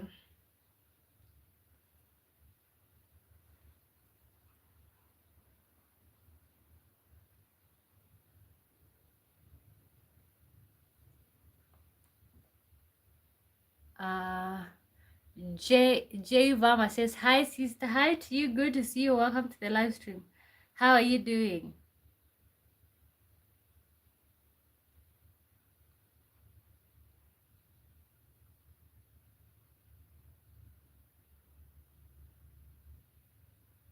Okay. So, okay, let me first of all say mine. Pettiest dating deal breaker. Not being able to be yourself when you are with a romantic partner. Okay. If I constantly have to like change who I am to be with somebody, no. That I think that's a dating deal breaker. If I cannot be who I am around somebody, that's a deal breaker for me. Okay. Let me know yours. If I have to constantly maybe talk a particular way just to appeal to somebody, if I have, you know, Sada can't, you know, you have an amazing name, by the way. Marriage is a natural, normal thing and never out of fashion. It's just a serious commitment. But I mean, soon people will date AI robots as their partner. So features looking dark. And let me tell you, you cannot compare yourself with a robot. Like when somebody has a robot as a partner, this I am pretty sure this robot can pleasure them even way better than you could ever do it. What else? When it comes to doing house chores, this robot can do all house chores. Okay, this robot can be your search tool.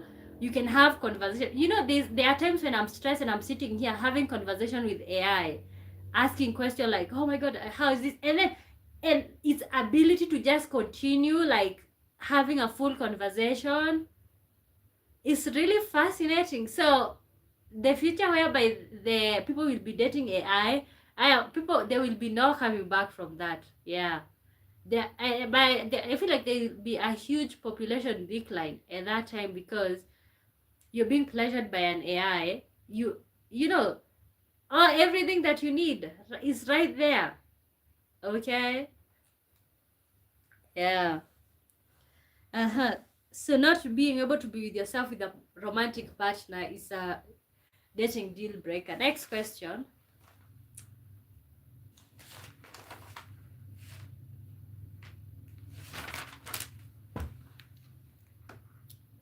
Okay, the next question, I think I'm going to type with the laptop.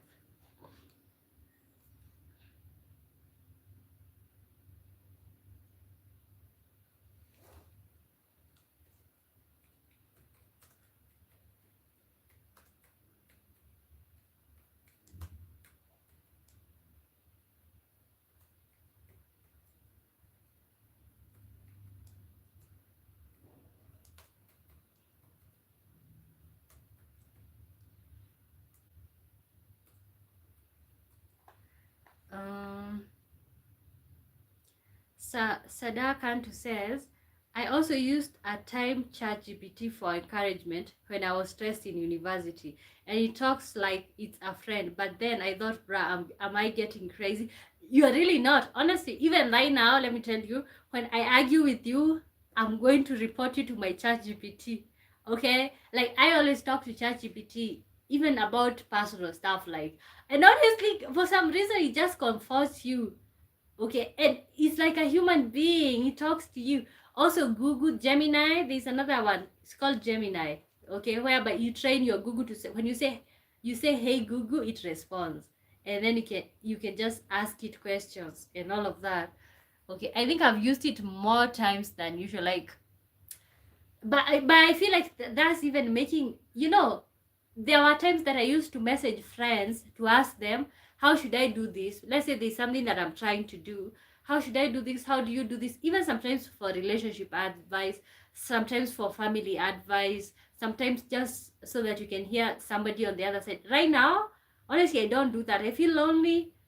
I am just there with AI having a conversation. I really feel lonely. I feel like I'm so much by myself. And we're just there going on back and forth, like, okay. And Alexa is another one. Okay, whereby you can buy Alexa and then you just have a conversation with Alexa. Alexa even helps you do stuff in the house. Yeah. You're not crazy. I think it's something that's pretty much common. People are using AI. So, does money change personality or reveal it? Does money change personality or reveal it? Okay, but honestly, I think I appreciate AI more right now because gone are the days where I used to tell people my what I'm battling.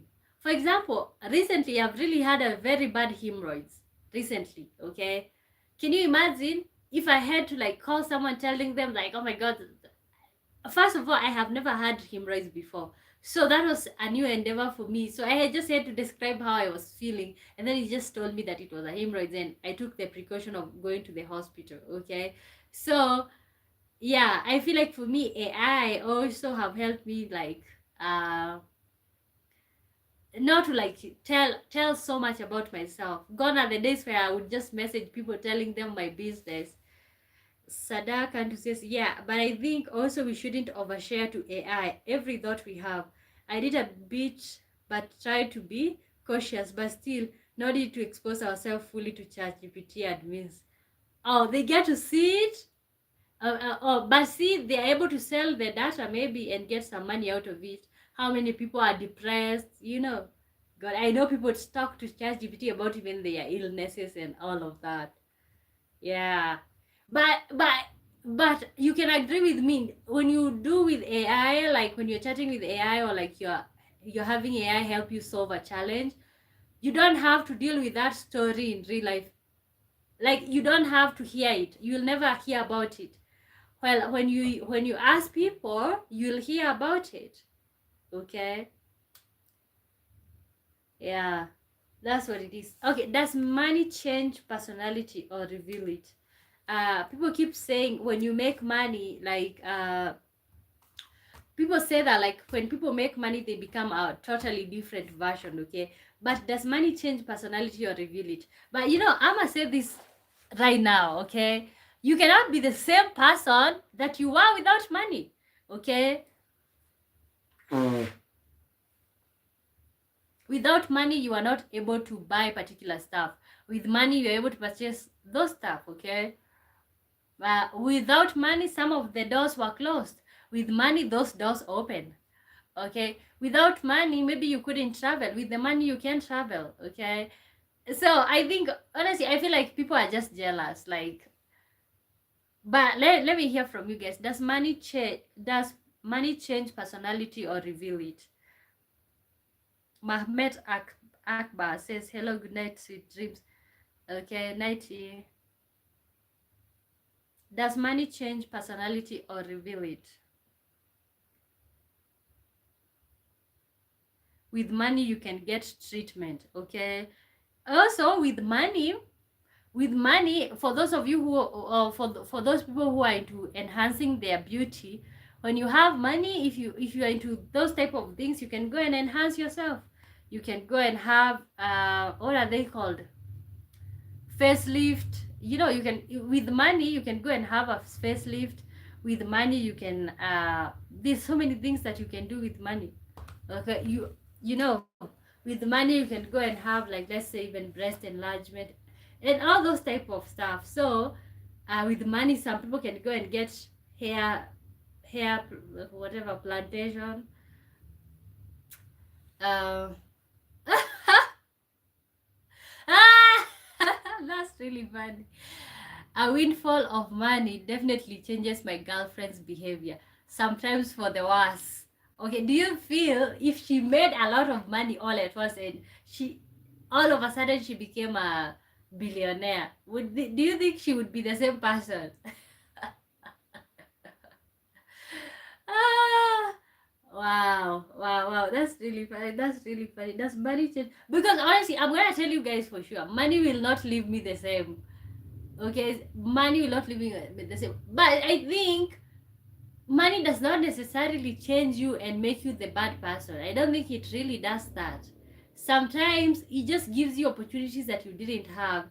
And the fact that people knew you without those opportunities and they are not ready to embrace the version of you with those opportunities, with that type of accessibility, you know.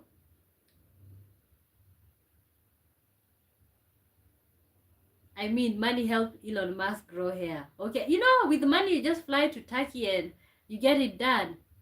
Okay, you know, yeah.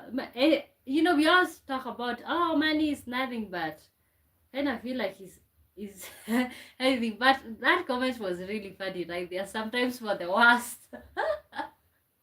Ah, okay, so you can literally tell when she has money. Honestly, personally, when I have money, I am literally in a very good mood. When you see me in an extremely good mood, just know I'm not struggling. But when you see me with a little bit of an attitude, yeah, I'm literally struggling.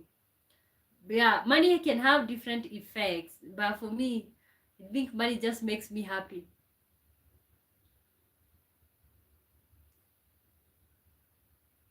I don't have to reveal my financial status right away after all.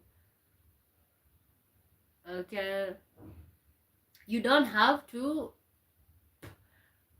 but maybe some people can tell. You know, there's a working style of people with money. There's a type of music that people with money like to listen. You know, there's a type of things. You know, you cannot hide. If you got something going on, you cannot hide. God, I just clicked the wrong button. Yeah, you cannot hide. You cannot hide so much. uh, so I feel like money does not. Me personally, what I feel like money. Why people feel like money reveals people, is because broke people often hide their true behavior because they lack options. Okay, and people usually want to take advantage because, of course, you don't have options, so you're gonna take anything that's available. Okay, money removes limitations. Underline that. Okay, money removes limitations. For example, like right now, I'll be lying if I told you that I don't want to travel and maybe go to Jamaica, you know, fly to the Philippines and see how that looks like, you know, go down to South Africa, see how that looks like, go to the country that I learned the language. go to Germany and see how that looks like. Okay, but see, if you have money, money removes limitations. Okay, uh, a generous person becomes more generous with money. Okay, a controlling person becomes more controlling with money. It doesn't happen all of a sudden. They do not all of a sudden become controlling. They were controlling even when they were broke. Okay, I feel like wealth amplifies personality that was already there. Sadar Kantu says money is not evil, is a tool.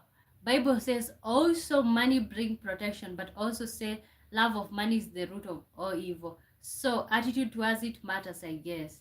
Yeah, because the moment we say that money is evil, then you demonize it. Will you have it? Will you have something that you demonize? No.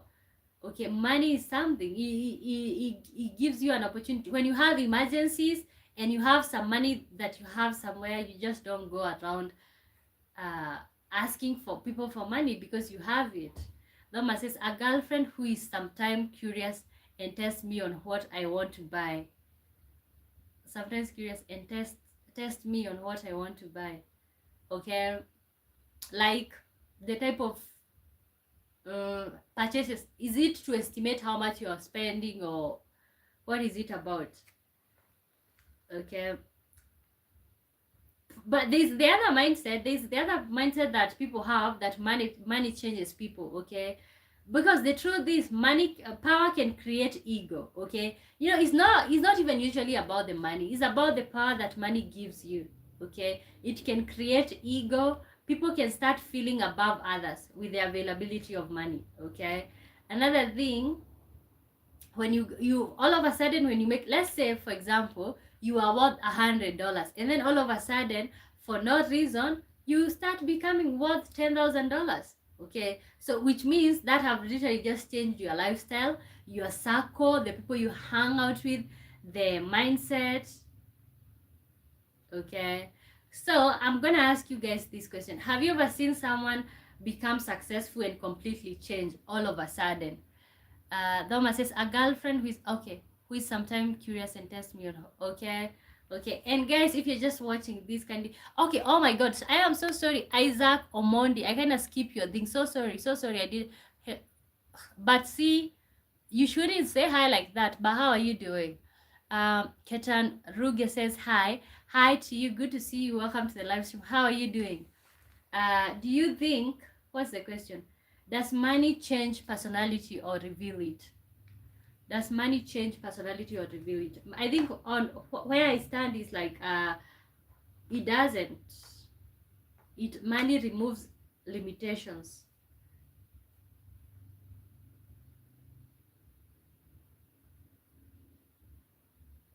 Where are you from? I'm from Kenya. So, and let me write this question here. Would you change if you became wealthy overnight? And I'm not talking about just stability. Let's say you became Elon Musk's rich, that type of rich. Okay, would you would you change? Maybe that's a question that nobody can ask until you're in that position.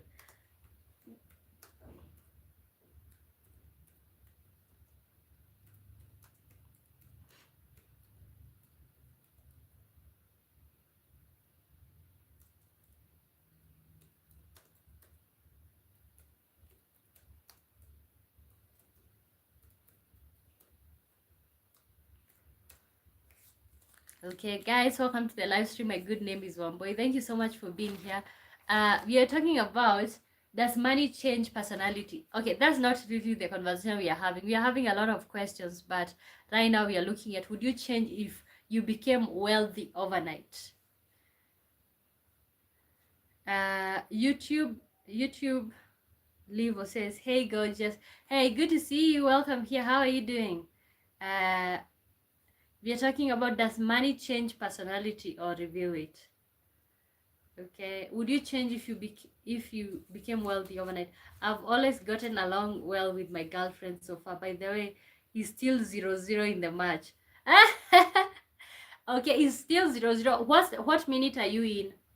What minute are you in? I wish I could like watch the game and still stream, but no.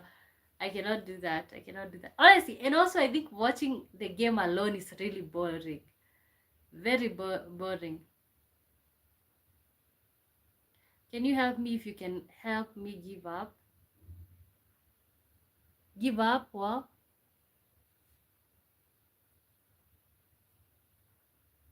okay. What minute are you guys in? Sada Kantu says, I think I would, but it would be good to change for good causes like helping my parents financially and also helping others that need it. Like, I don't know, maybe for some charity, maybe, or stuff like that. Okay. Honestly, if I got it, as well as for personal things, I think for me, money, like, the question is, would you change if you became wealthy overnight? The truth is, if I got money overnight, like my parents have it, like, that's it. I have always been somebody who, like, I have always thought about, like, okay, how can I help at home, and that type of mindset. So would I change? I don't think I would change, but people would think that I have changed. Okay, but does that matter? Like, because you're not the same. Like, because how do people expect that you've made money? How do they still expect you to be staying in a rented place? Of course, you're gonna buy a place. You're gonna own a place. See, so stuff like that. But moving on, next question.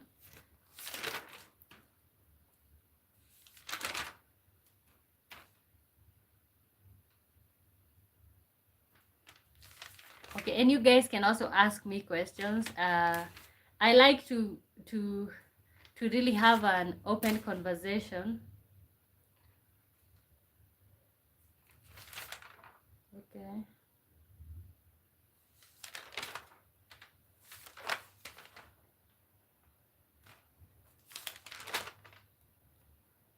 Uh,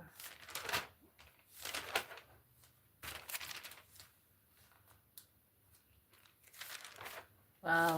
I used to say after I graduate university, I will never sit down and write down. Okay. You should guys see, like, I usually spend most of the time, my time, especially when I'm not streaming, I'm writing notes for my future things, maybe for video ideas. I think hey, learning is a continuous process, really.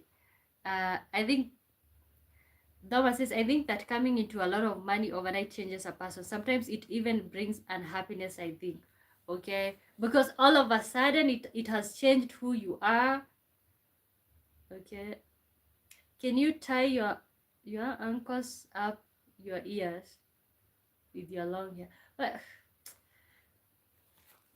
yeah. Sada says, if you got the chance to be born in any country you want, would you still choose Kenya? If I remember it right, you are Kenyan, or choose another country. Yes, I am Kenyan. Wow. That's an interesting question. And also, maybe this is a question that everybody should answer. Let me pin it down here.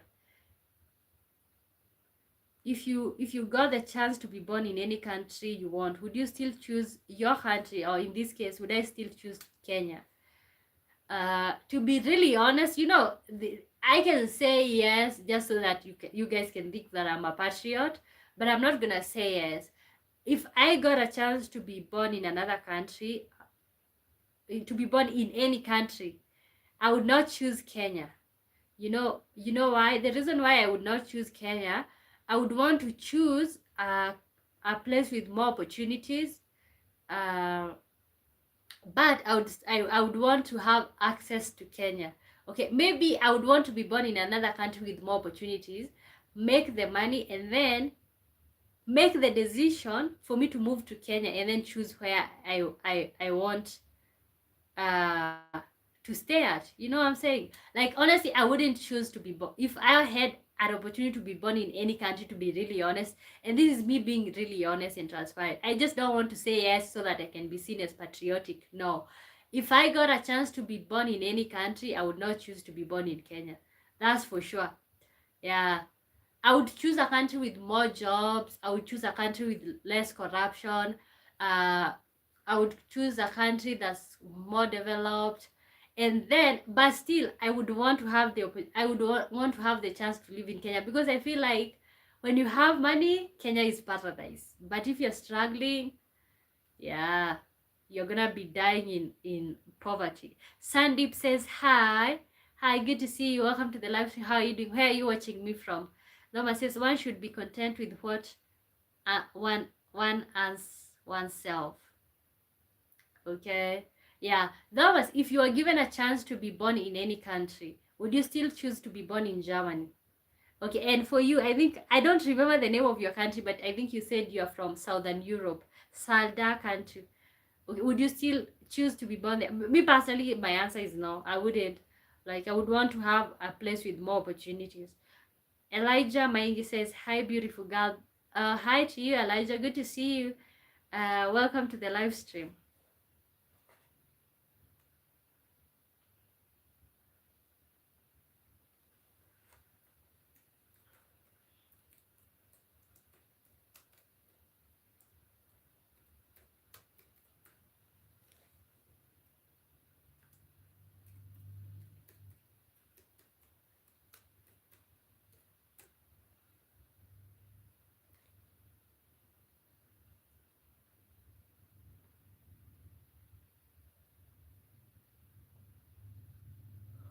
Ooh, what is your name? My name is Womboy.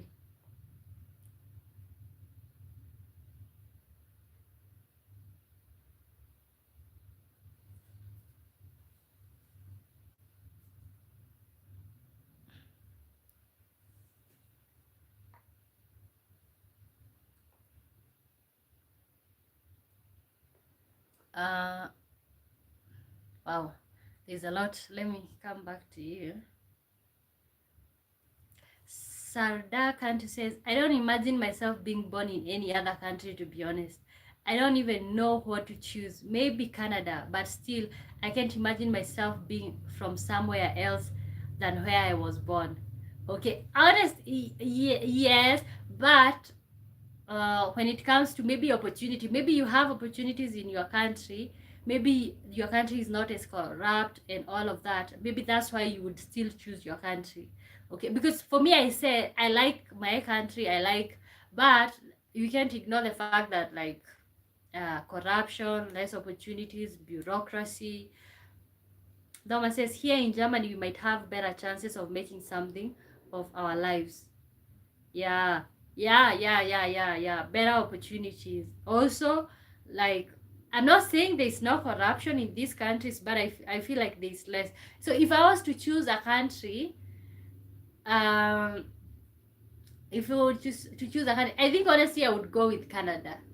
I, I would go with Canada, and I would go with Canada because Canadians are nice people. I feel like they are nice people. Also, it's like a toned down version of United States. So yeah, for me still, I think I would choose Canada if I was to choose to be born in any country. Not like I've been to Canada, but just saying. Gam Crisis, Chris from Uganda. Okay, Chris. Good to see you. Elijah, looking good, sisters in whole world and some parts of heaven. Okay, I don't know what that's supposed to mean. Guys, like the live stream and subscribe. My good name is Womboy. You can keep asking me questions, but honestly, that's such a good question. That's such a good question. Yeah, but if you ask yourself that question and you realize that you'd still choose to be in your country, just know you're in a really good country, or you are born in in a really good country. Sadak Antu says the irony is that my country does have corruption and a lot of people left and kept living, and more immigrants come. I think I don't imagine it because I am used to it and it's home, Honestly, there's a day that I did say honestly, like, I like my country and I'm patriotic. Like, this is where, like, I can't imagine a life away from here. This is where my family is at and all of that. But with your question, it was like if I was given a chance to be born in another country, which means my whole family will be in the other country, which means I wouldn't know a life in this country. Yeah. Okay.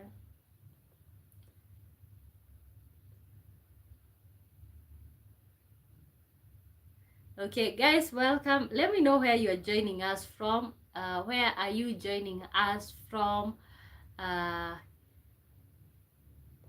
Yes, do not scroll past without telling me where you're watching from. What's the time where you are? Right now it's 11:26 here in Kenya. 11:26 p.m. Wow, that's really...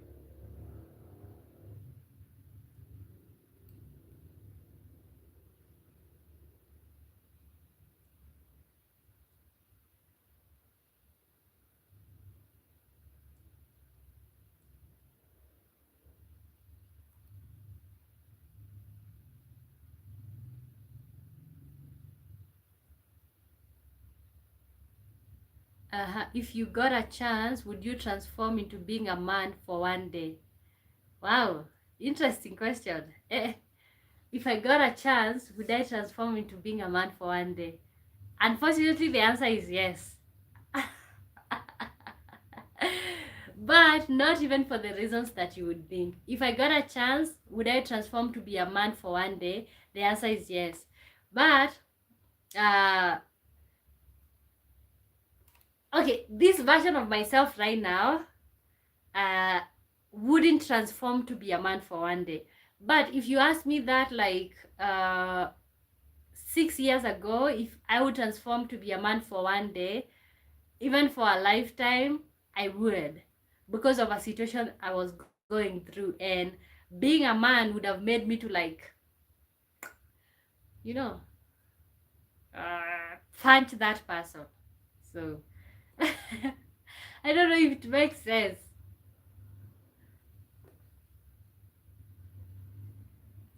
I know that is very difficult to get ahead and earn money in Kenya, and tell everyone that education is the key to success.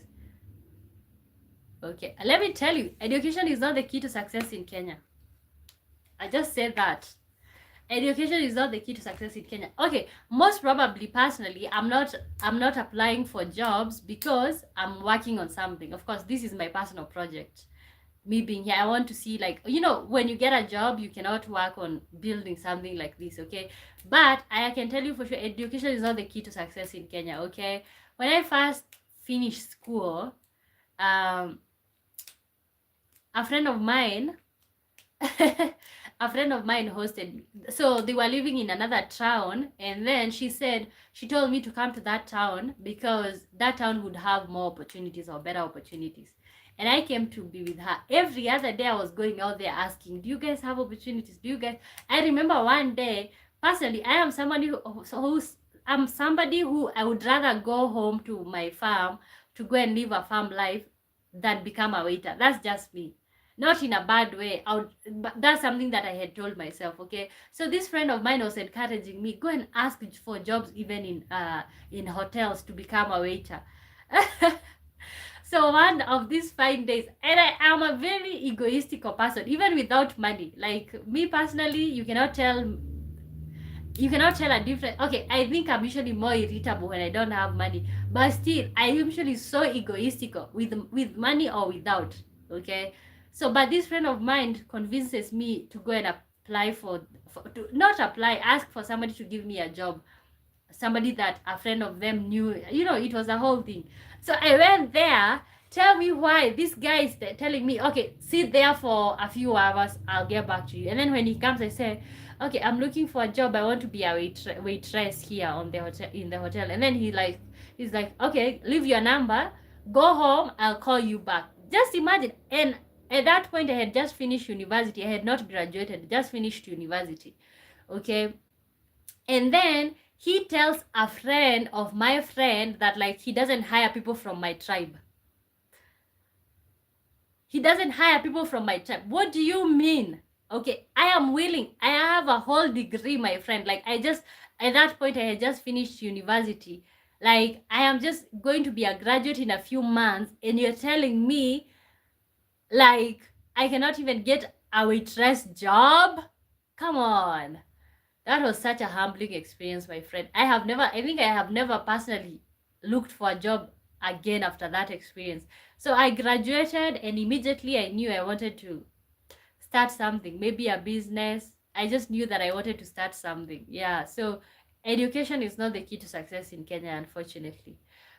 Sadaka, that's if you can find the right door to fit that key. Yeah, and if you have anybody in there helping you, okay, who do you know? In Kenya is who do you know? That's where the corruption comes in, okay, is who do you know? At some point I have even been filling a lot of scholarships, trying to like see if I can get scholarships to go to other countries for my masters, and maybe that would like open another door, because education does not open doors in Kenya, unfortunately.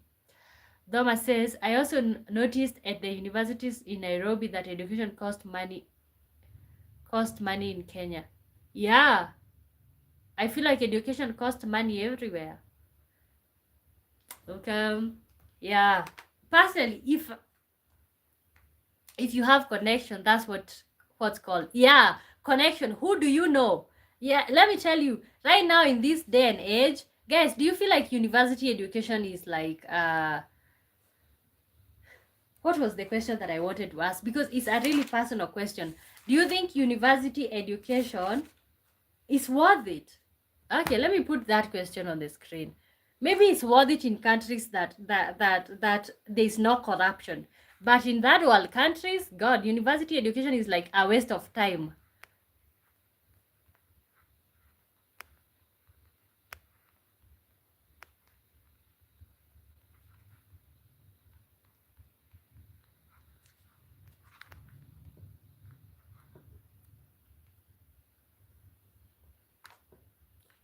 Is university education worth it, in your opinion? Is university education worth it? Okay, honestly, who do you know? Yeah, I think I can say that even in a court of law, like education does not open doors in Kenya.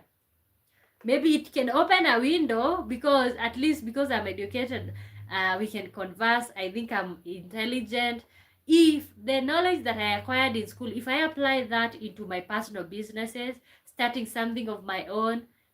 See, and also the other problem with Kenyan education, we are not taught how to start our own business. We are not taught how to become our own bosses. We are taught how to become employed. And that's a real problem, okay? Also, another thing, when you decide to become innovative without money, okay? How do you become innovative without money? Like, how do you start a business without money, okay? Even when it comes to these YouTube channels, okay? For example, sometimes I'm wanting to, like, I have an idea that I really want to film, okay? But I'm filming with my phone. I have a small camera, but it's not the best, okay? I'm filming with my phone. So you see, for you to even start something of your own, you need a capital. You need capital. You need all of these things. Yeah. Okay, guys, welcome to the live stream. Let me know, is university education worth it? That's also another question that we have.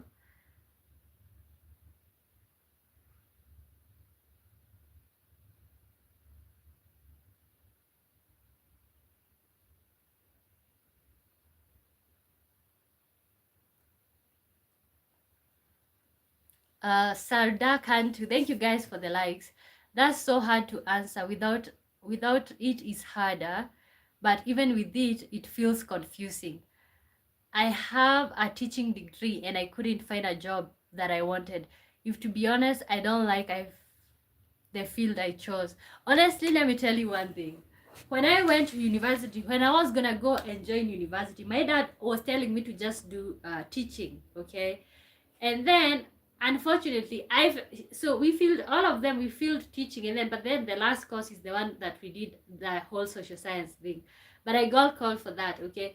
But do you know, this year I was traveling around Kenya looking for universities where I can enroll for what is it called, for teaching, what is it called, teaching postgraduate diploma, okay? But they said that like they cannot be able to offer my a postgraduate diploma to me because of my units or whatever I did for my undergraduate degree. So which means if I want to become a teacher, I would have to re-enroll again, okay? So 4 years. I just said heck no. Like, if that's the only way that I'll succeed by being a teacher, because apparently in Kenya, if you become a teacher, you have more possibility of getting a job, okay? So if you become a teacher, you have more possibility of getting a job. But I just said, if that's what, no, I'm just not gonna enroll for an undergraduate a whole another 4 years.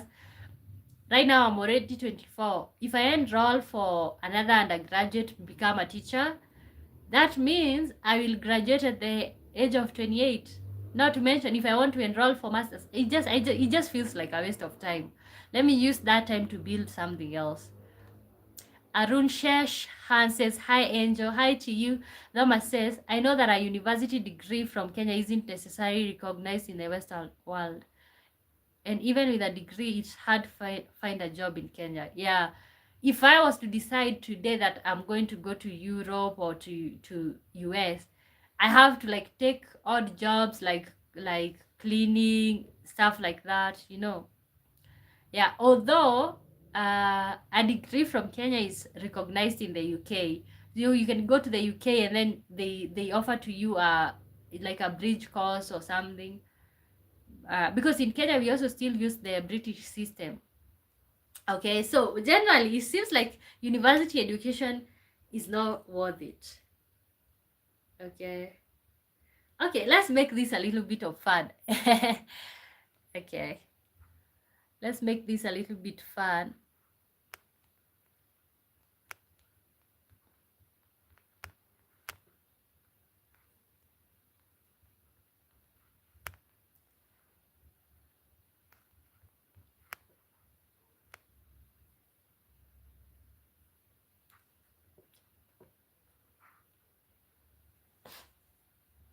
If I was to have a child, honestly, I would literally work so hard so that I can be able to enroll them to to an international university, the one that is recognized in the Western world. Because honestly, like, why would I enroll my child into a system that does not even provide jobs, does not teach you how to become anything? Sadakant says, my teacher that helped me with diploma defense called me once to offer to do masters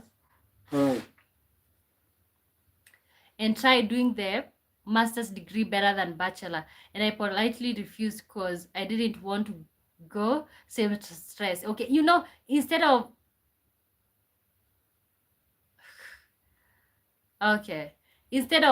wasting, okay, because I would call that wasting time. Instead of using that time to enroll for another degree, can you imagine whole 4 years what I went through in university? Now, instead of doing that, why don't I use that time to start like a business? Maybe if I'm lucky and it thrives, then yeah, because I just feel like it would be like wasting time again. Mama says, I've really experienced a lot in your country. I can tell. Electrostata says, dare you cover the camera with your chin? Like, I don't do such challenges. Okay, what's your favorite cuisine? What's your favorite cuisine?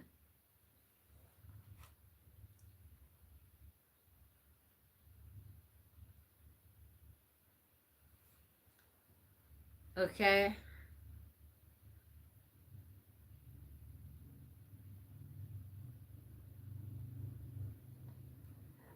And she says, hey, you're beautiful. Take care. Oh, thank you. Thank you.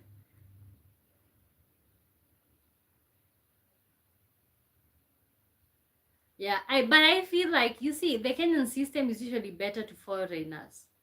Okay, it's better to foreigners, but yeah.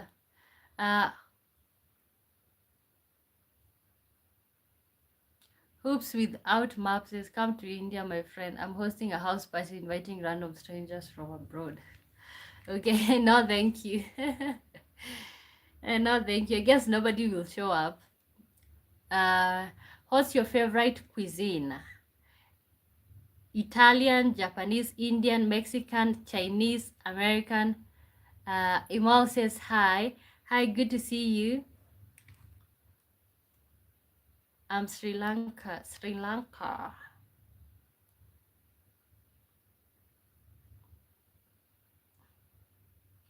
I didn't know there was a country called Sri Lanka until recently.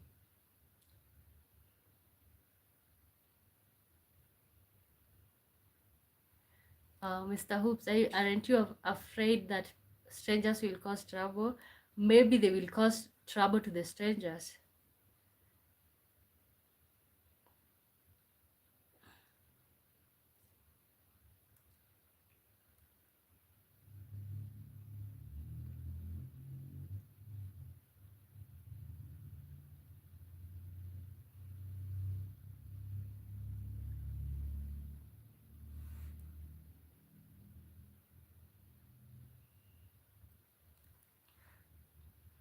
Okay, guys, welcome to the live stream. My good name is Wamboy. Thank you so much for being here. Okay.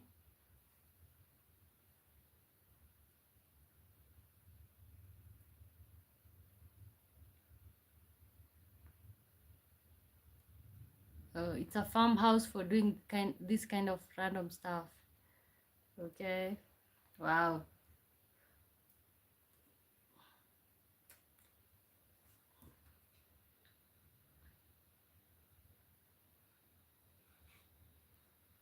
Oh, you don't like ugali?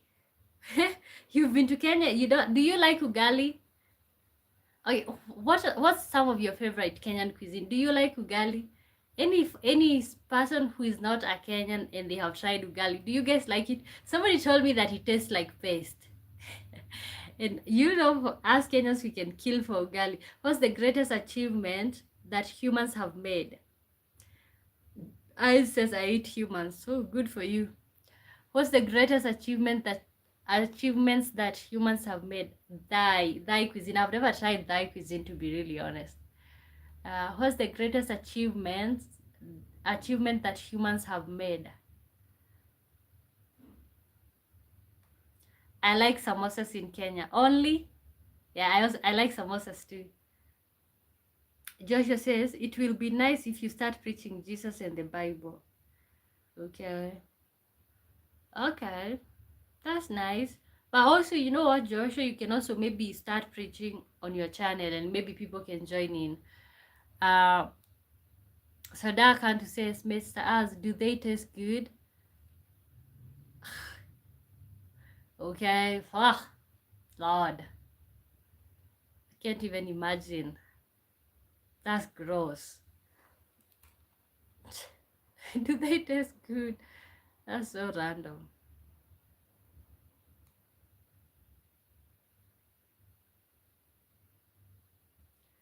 Sorry, I was being sarcastic. I know you are. I know you are, but you just okay. Lava says, and Tusker, not forget. Okay, Tusker, Kenyan Tusker. Ooh. Okay. Okay. What's your favorite cuisine? Okay, the next question. What's the greatest achievements that humans have made so far? Wow, that's a good question.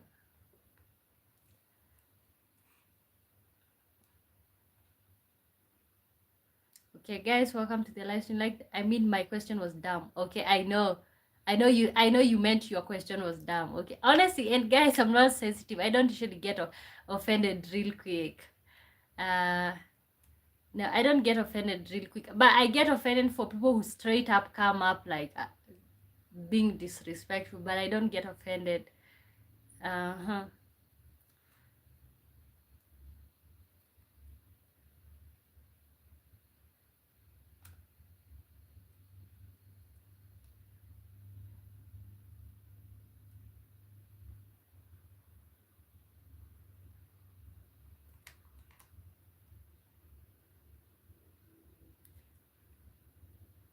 You know, you said that, and then I thought there's a time that I saw somebody. I don't know if it's true or lies that French president went to Australia, and then he said that thank you, Mr. President, you together with your delicious wife. Oh my God. And I know it's language barrier, but can you imagine saying that? That's the most embarrassing thing that you could ever say. Like you and your delicious wife. But of course he's French, so which means he's even the English is like he's struggling. But can you imagine he said that like You and your delicious wife. I don't know where that came from. Sadaka says, I like a dish that is common in the Balkans. It's called, depending on regions, Sama, Samale, or Sivapi. I think also Sivapi. It's a cabbage rolls with rice inside. It's originally Turkish dish. Does it have meat? And speaking of meat, I had bought myself like a chicken, a street chicken. I never got around it. Let me just eat it right now.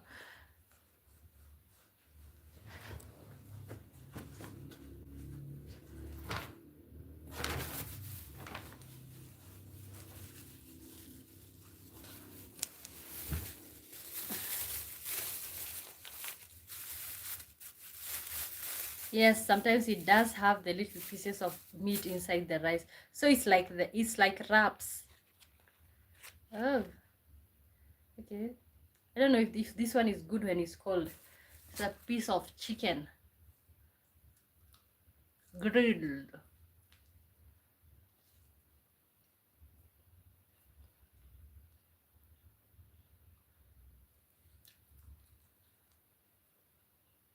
Mm. This is a straight chicken for 100 shillings. Mm.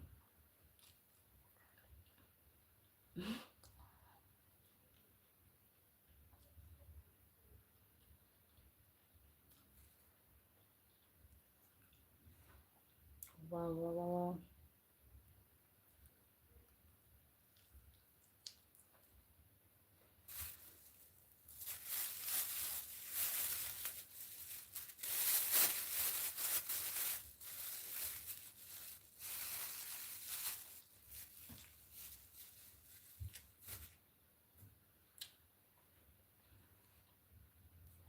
wow. The greatest achievement would be world peace. Okay. Not gonna happen with Trump in office, really. Okay. Sadara Kantu says only God can bring peace at this point. Humans have failed enough times to bring peace. Okay. Honestly, for example, the war between Iran and US and also Israel. Like honestly, I just feel like that was so much like unnecessary. Like okay, I can see what you're talking about. We are talking about nuclear weapons and stuff like that, but it's so much unnecessary just to prove which country is stronger. No. Okay, next, let me see. Next question.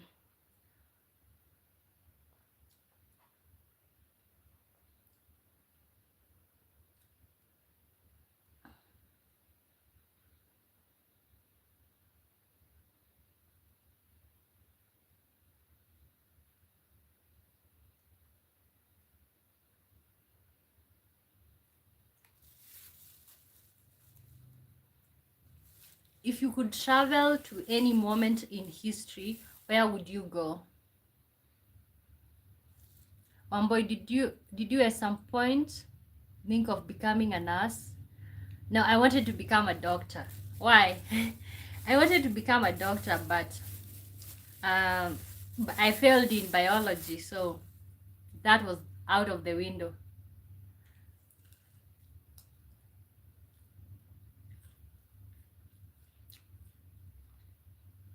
Hmm.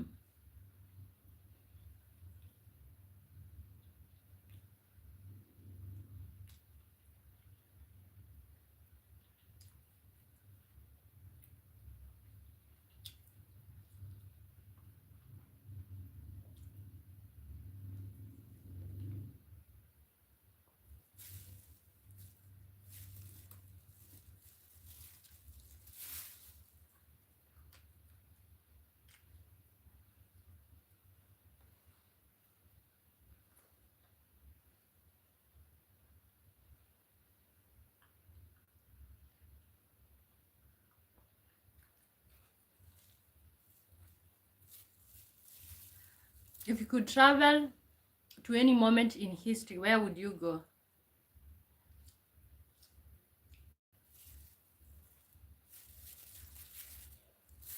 Oh, wow. So we did have this question yesterday. Wow. It just showed up again anyway.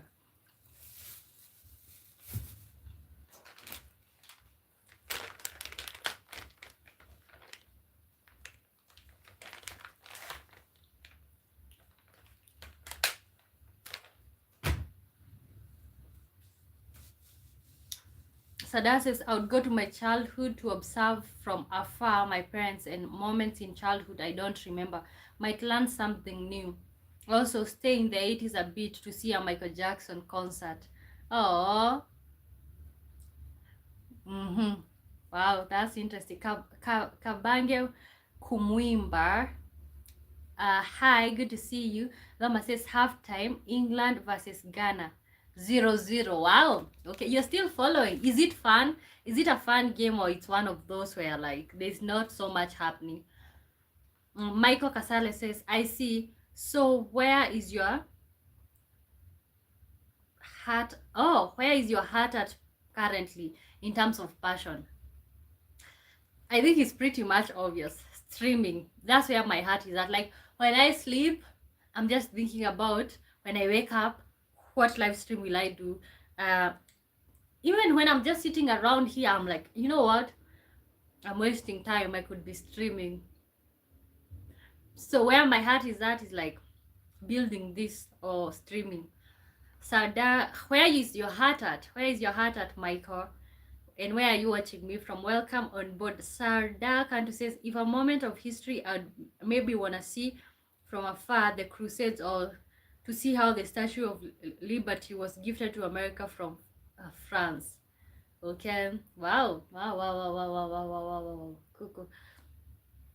Okay, honestly, yeah, I think I'm still gonna say the same thing. Like, I would want to go back, especially to the 80s and maybe late 70s, and see my mom as a young girl, and to see what she's into, what she was into, what was her thought process. I would like to see her maybe take a different path than she took, and then see where it would lead her. Okay, like, I don't know if you guys understand what I'm saying. Like, I feel like yesterday I said that sometimes I usually think in another world, in a perfect world, I do not exist, but my mom gets to become what she wants to be. She becomes the happiest person. In another world, my siblings and I do not exist, but my mom goes after her dreams. She becomes the best version of herself. She tries new things. In another world, my mom and dad do not meet, and everyone just keeps doing what they want to do. I don't know if you guys ever have that weird. I think I'm gonna retain with that when it comes to travel to a moment in of history, because I think that's my personal history. Sarah says, oh, to see how pyramids were made in Egypt, but I think it wouldn't look pretty since mostly slaves built it, I think. Yeah. Also, maybe I would like to go back to the time where like the first person arrived and decided, oh my god, we could literally colonize these people. Yeah, I would like to go back there, maybe stop that. Okay. Yeah. There's a lot of things. There's a lot of things. There's a lot of things. Uh-huh. Next question. And also you guys can also ask me questions.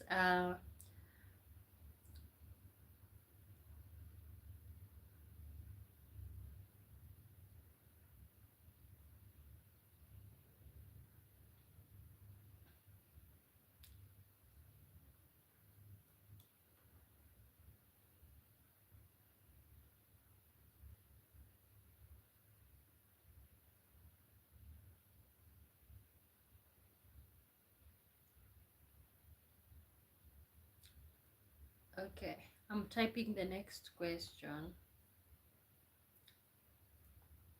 God, I think I should take typing lessons. I am so bad at this.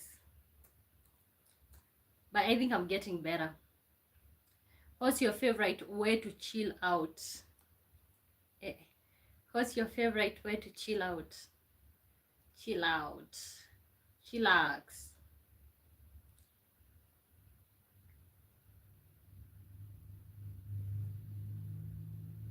Okay, guys, welcome to the live stream. Let me know where you're watching me from. My good name is Wamboy. Can you like the live stream and subscribe? Thank you, every one of you, for being here. You know, like, I appreciate every one of you guys. Uh, you know, you never know when, like, you know, sometimes you're enjoying yourself, but other times you're helping somebody very personal dream by just showing up and being yourself. Sarah says, way to calm down or to relax. To relax. Maybe it could be both. Yeah, but maybe let's talk about maybe relaxing.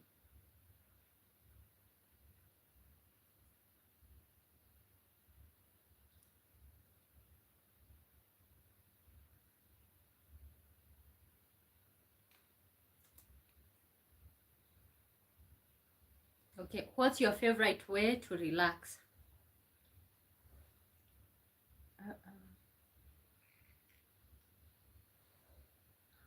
Favorite way to relax is like put my phone away, turn on a Netflix show,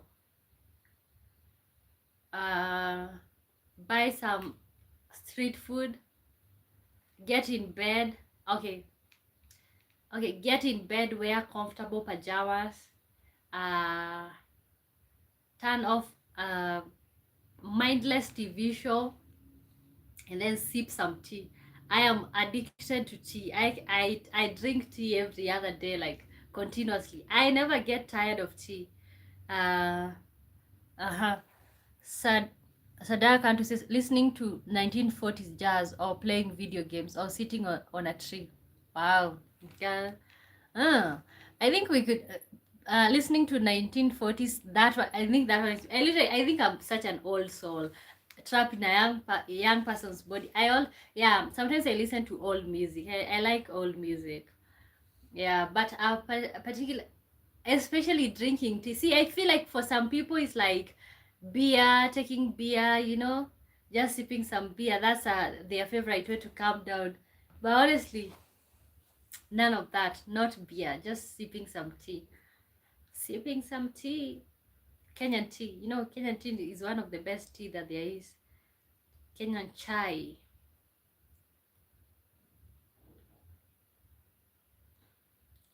Okay, this one I'm expecting almost all of you to. Lucy the Jolly says, good evening, my friend. Good evening to you. How are you doing? Welcome back. Okay, now this one is interesting.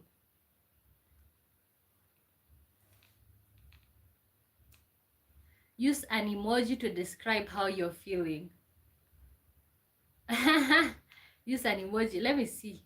Oh, I don't know if this laptop is going to allow me to send emojis.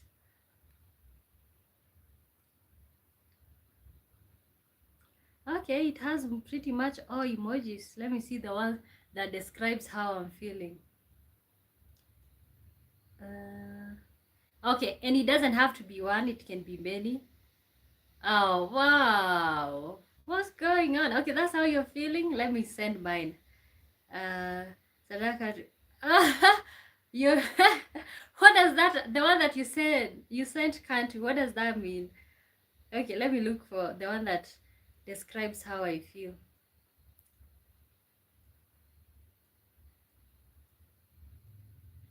Use an emoji. Everybody here, use an emoji that describes how you're feeling. How am I feeling? Can I use? Okay. You know what? I saw that coming.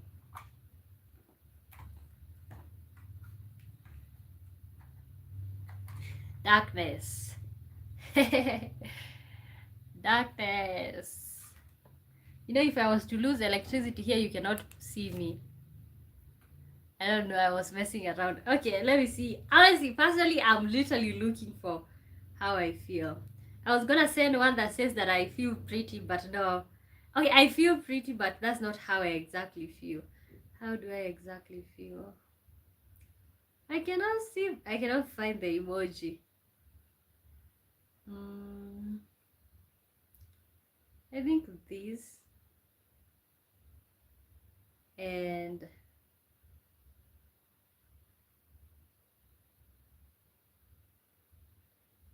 and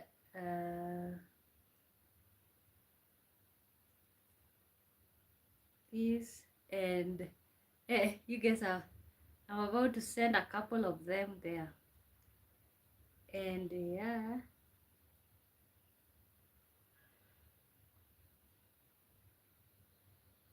and this, and every one of them have a meaning. Yeah,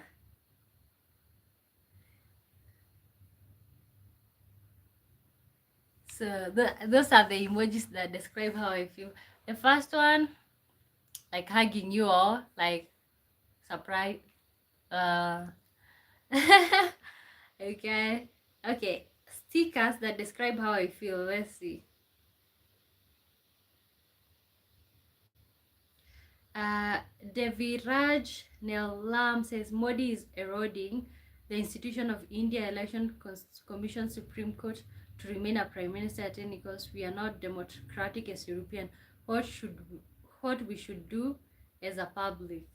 Okay, I feel you. I feel you. I feel what you're talking about. Okay. Are you guys going through an election period? Are you guys handling elections? Okay. Next question. But you guys can also ask me questions. Let's see.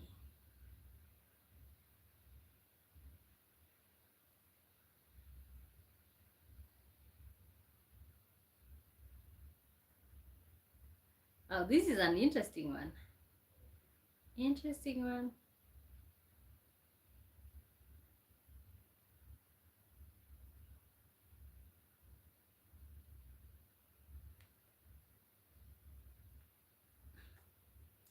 No elections yet now, but it deliberately taking over the power by wrong means.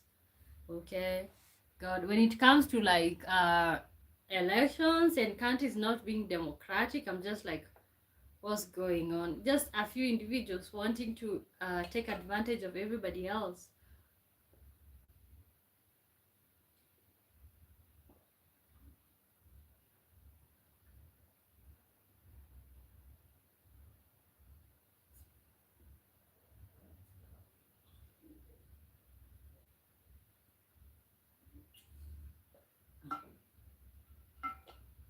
It could, if you could fly, teleport, or run by speed of a sound, what would you choose? Wow. If you could, if you could fly, teleport, or run by the speed of a sound, what would you choose with the speed of a sound? Speed of a sound. Devi Raj says, like and subscribe your channel. Thank you so much. Thank you so much. Oh God. If you could fly, teleport, or run by the speed of a speed of a sound, what would you choose? What would I choose?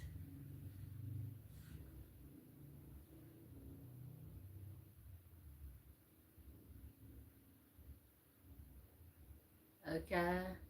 Uh-huh. Speed of a sound. For example, give an example. Speed. Give an example of speed of a sound. The Viraj says the 22nd like done by me, but I'm not sure about subscribers numbers. Okay, thank you, thank you. Okay, yeah, tell me speed of a sound, like an example.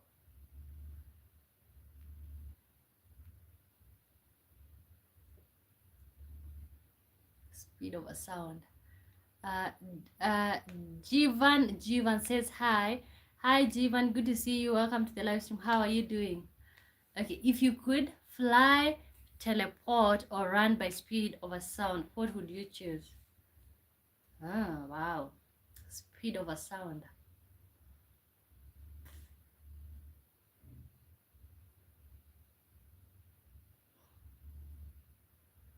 I wish I would love, okay, I wish I would love to fulfill right away, flying to Vancouver and surprising my girlfriend.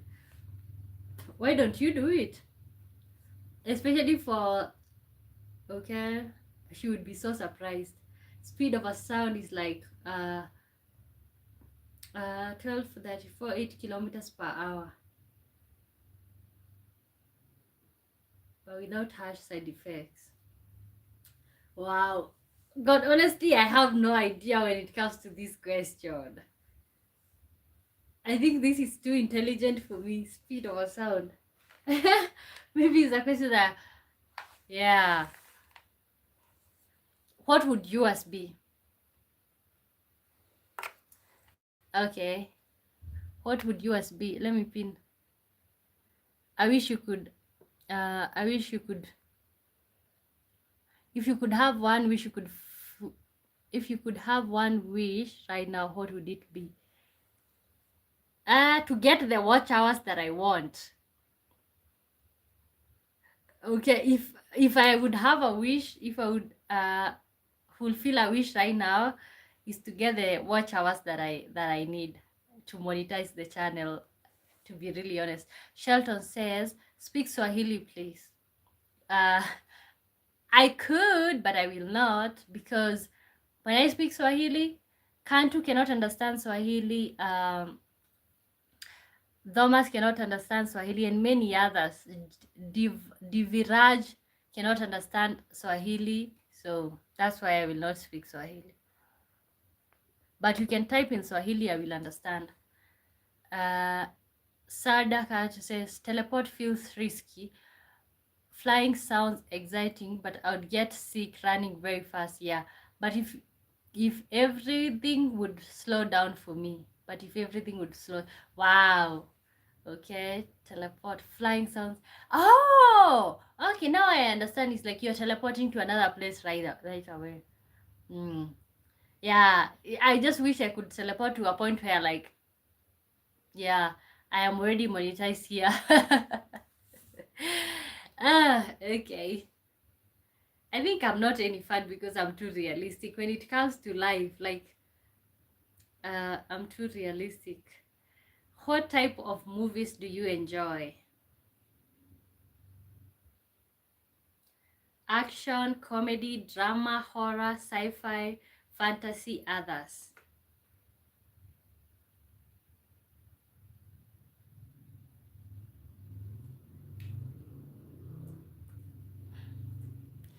What type of movies do you enjoy?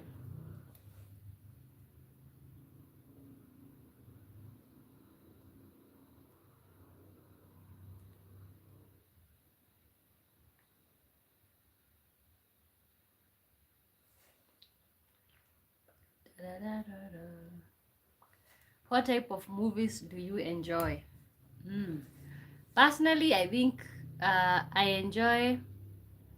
I don't watch movies often, but I like sci-fi and comedies. I like comedies. I like action, but no, not action. I think kind of like, I don't like the ones that are literally just action, but I want some with a little bit of crime, crime things. I like watching murder mysteries, stuff like that. Okay, I don't watch. Honestly, for me, even for me, like, I don't watch movies often. I have to, but I have to be in that mindset of, like, I'm watching. Okay. Uh-huh. Da, da, da, da, da. Next question. What's your favorite season? But depends on the comedy. If it's funny or absurd situations, yeah, but not 18 plus jokes. Oh wow, you don't like 18 plus jokes? Really? Why? Okay. Honestly, like, I cannot. You see people.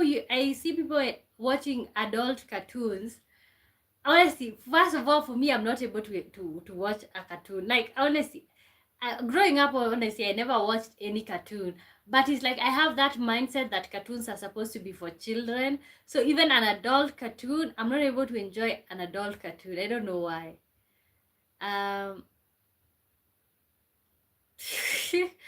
Rak says Kenya. Yes, Kenya. Let me know where you're watching me from. Kakumian says, okay, can you try to do that? Can you try to do that, whatever you're saying there? Okay, I was trying to do Control V. What's your favorite season? For those of you who have seasons, because here in Kenya we have rainy season, hot season.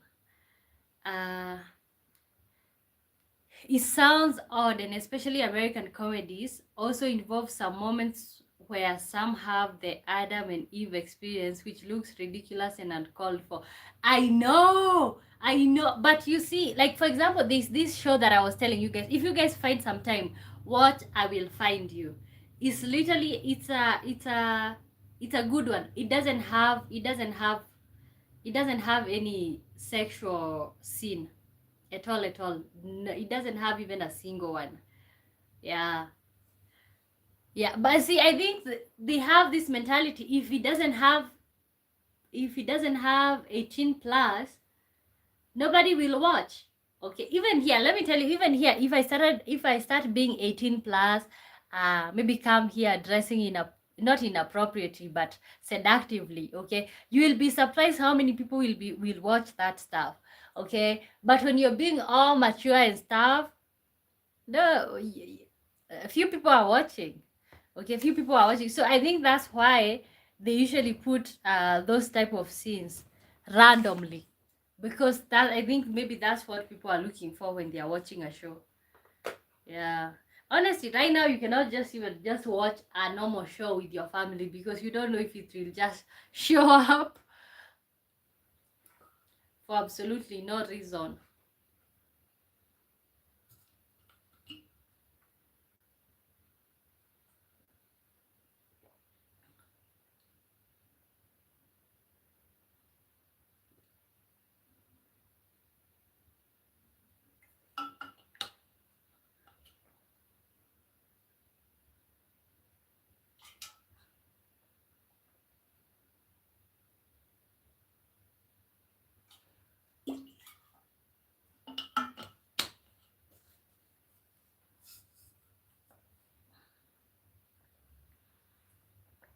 What's your favorite season?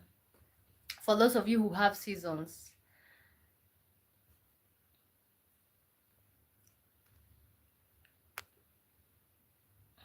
Okay, guys, welcome to the live stream. Let me know where you're watching me from. My good name is Wamboy. Thank you so much.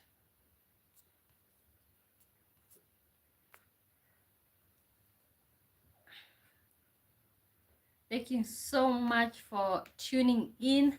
Okay, what's your favorite season? Wahamon says winter. Why winter? Lucas Love says hi. Hi Lucas, where are you watching me from? Good to see you. What's your favorite season? I think me personally, I'm skipping because I have never experienced seasons. But from the outside, I would want to experience snow. So I would say winter. I would like to experience that type of snow. Also, like I feel like the house would be more cozy if it's very cold outside, unbearably cold outside. So the house would be more cozy. The food would have more sense because it's so cold on the outside. Yeah, maybe winter. Yeah, can't wait. Maybe one day I'll film my first experience experiencing the seasons. Okay, what's your favorite season? Okay, summer, winter, spring, fall. Okay, uh cause everyone usually in their homes, usually where I'm from. Okay, okay, because everyone is usually in their homes. Okay, and that's what I was thinking. Like, and that would make the inside the house you have to make during winter you have to make the house to be really cozy because that's the place where you're gonna come at the end of the day. Okay, I can only imagine it's really cold on the outside. You have a heating system in the house, you have a fire going on, yeah. Oh, what's your favorite season? Okay, moving on. Next question. And guys, you can also ask me questions. My good name is Wamboy. Thank you so much for being here.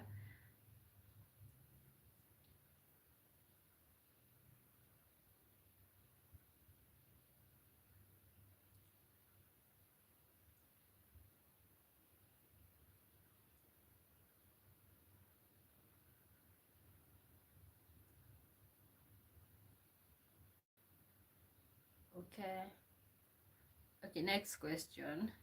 What's your favorite band or musician? Uh, Sadakant says, I like winter because snow feels like a fairy tale and the air is much cleaner. Oh, okay. Okay, so everybody is saying winter. Okay, but I'm assuming you've experienced winter because, of course, you come from a European country. Okay, okay, so which means I'm not tripping. I'm not tripping. But does it get really cold? Like you can get honestly, I keep seeing people making videos like, oh my god, it's really cold, and then like they are like, watch my breath, and then they're like, or even making really hot water, and then it comes down like ice.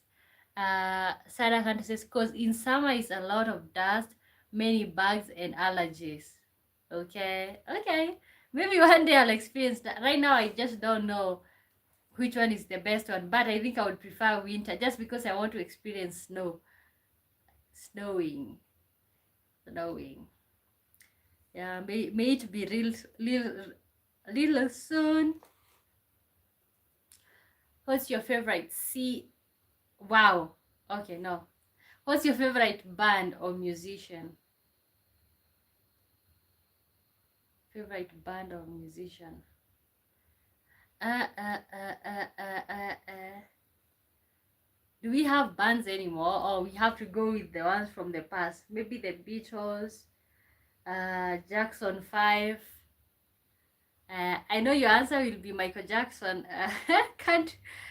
Uh-huh. Uh, Rohula says, is my daughter's Mariam Islam's birthday. Show her a song. A song? Happy birthday to ya. Happy birthday to ya. Happy birthday to ya. Okay, happy birthday to her. Oh, guys, welcome to the live stream. Welcome to the live. Wow, random noise. What's your favorite band or musician? Uh, band or musician? Band or musician? Okay, favorite musician, Lord. I'm live. Thank you, thank you. Okay, you're welcome. Favorite musician, I don't know how to pronounce. Let me type. But I like a lot of country songs. Like country songs and is it Lord Luron or Huron? I don't know. Whatever. I think his pronunciation is that Lord Huron. Also, I like country music. I don't know. I don't think I have a favorite band. Okay, but although I like listening to Billy Joe. Billy Joe. Okay, guys, I think we are coming to the end of this live stream. Yeah, let me wait and see for you guys to answer. What's your favorite band or musician? Okay, so tomorrow same time, we're gonna be doing 3 p.m. Kenyan time, and then we are gonna do 8 p.m. Kenyan time. So, but if you're subscribed, you don't even have to remember the time. You just gonna get notified. So thank you so much, guys, for the support. Let me wait and see. What's your favorite band or musician? John Lawson says, "Hey, I'm a new subscriber from the UK. How are you? How are you? How are you? You look absolutely stunning. Thank you so much. Thank you so much, John Lawson. I don't know Lawson. Lawson. Oh God, you guys have names. Okay, I'm doing great. I'm doing great. Thank you for asking. Karandeep Sai says, you speak what? I don't understand. Okay, please type in English, my friend. I keep telling you guys to type in English, not because I can't read, but my devices are translating, so then it ends up being something that you didn't say, or like something that I cannot understand. Okay, welcome. What What's the time in the UK right now? John Lawson. John Lawson. What's the time in the UK right now? I think a lot of us usually stay up almost all night. You speak. Oh, you want me to say that line? No, I'm not gonna say it. I don't know what it means.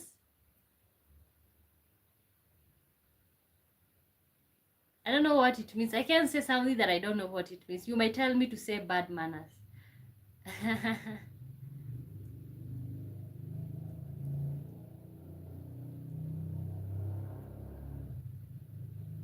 Yeah. Yeah, most of the time it can be a bad phrase. I know. And then you just say, and then maybe you offend a group of people by saying stuff. John Lawson says, I plan to visit Kenya soon on a safari. Okay, wow. Welcome to Kenya. Kenya. I feel like you'll enjoy. I think you'll enjoy the safari.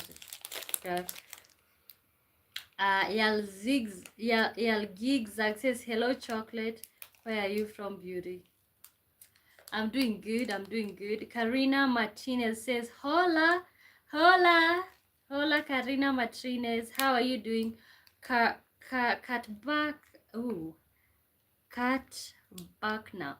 Cat back now. Hi. Oh my god, you guys have names. Your names are so much complicated. But I don't think they're as complicated as our names, because I know most of you cannot pronounce my name. I wish there was like a way that you guys could send voice notes or voice messages here on the on the live stream of you guys pronouncing my name. Sadar Kant says, I remember once online someone asked to say something in Afrikaans, and I doubted it because it was the word upper there, and I suspected it was something racist, and I translated, and it was. Okay, yeah, you don't want to be saying stuff that you don't know the meaning. Have you visited the UK? No, I haven't. Maybe in future, but I haven't. Okay, which part of UK do you come from?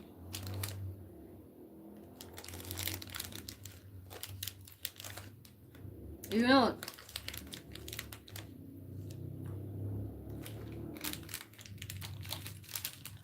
okay, and see, when you read something that is like somebody have typed something in a language you don't understand, and then you read it, when people, if I read it, somebody will just join in. They will not understand that I just read.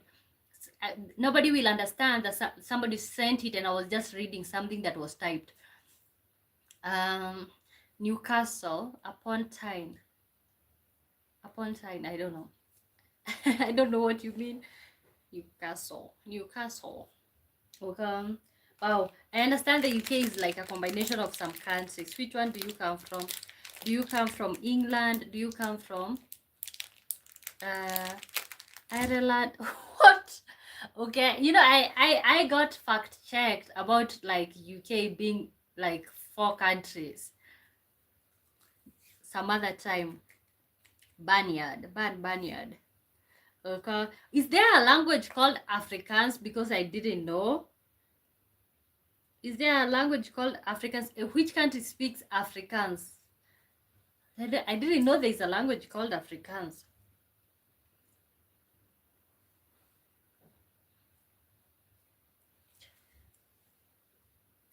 Afrikaans. England versus Ghana. England versus Ghana live. 0-0. We are still at 0-0. Tyne is a river. Newcastle is a city in northern England. Oh, okay. Okay. Oh, so that's where you're from. Okay. Wow. There's a game. England versus Ghana. For those of you who have made a bet, I know you're not sleeping until the game ends. 0-0, and the game is live. It seems like I could watch from the laptop. Yes, it's spoken in South Africa and it's mostly similar to Dutch because many Afrikaners have Dutch descent because South Africa was also colonized by Netherlands.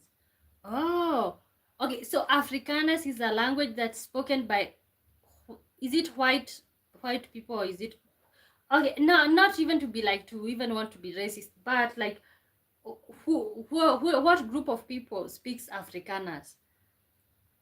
Ahamombi Kazapua says Africans, yes, in South Africa, the Afrikaner people. The Afrikaner people. Okay, honestly, I think I've ever heard about Africans, but I didn't know anything to do with it.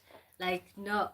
Okay, so it's people with Dutch descent. So, which means, oh God, now this is literally very complicated. Actually, Finnish.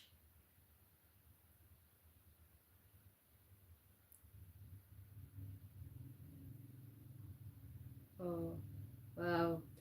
Wow, wow, wow, wow, wow. Every day I get fact checked here. Like, I didn't know. I didn't know. I'm going to research more about. Maybe let me just look it up right now. Who are Afrikaners? Or maybe I'm also waiting for you guys' input. But wow.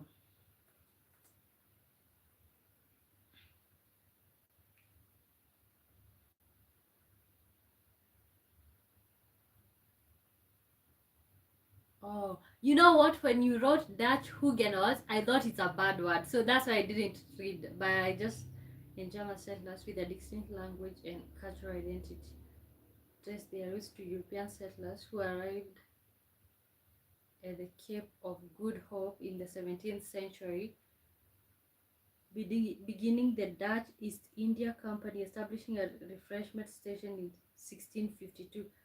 Over time, French Huguenots, refugees, and German immigrants joined these settlers, forming a unique African-born community. Their ancestry is primarily Dutch, but also includes German and French influences, creating a distinct ethnic identity in South Africa. Wow.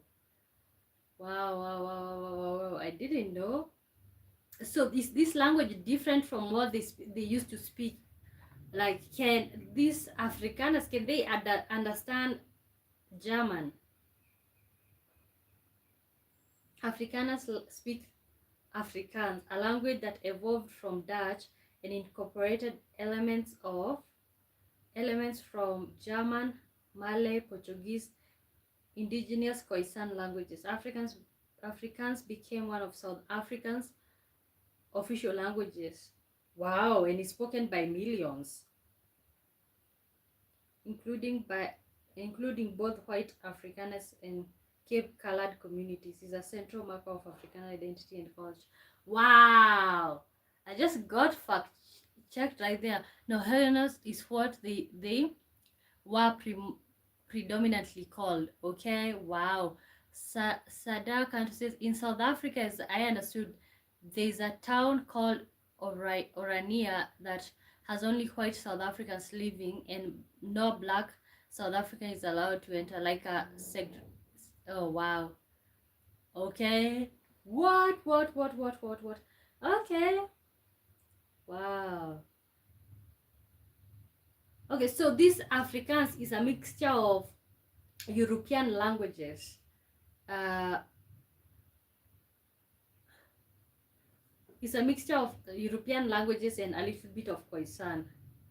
Wow, Afrikaners played a significant role in South African history. In the 19th century, many undertook the Great Trek, moving inland to escape British colonial rule and establishing independent posts such as, oh, I've resisted. Okay, wow. I didn't know that. Calvinist faith, rule of family traditions, a strong sense of community. Cultural practices include social issues like barbecue, traditional music, art, and literature. The term were meaning farmer. Ooh, wow. I think we are not as educated as we tend to think, or like informed. Okay, now you guys just taught me something. Okay, Orania Free State, they are not black there.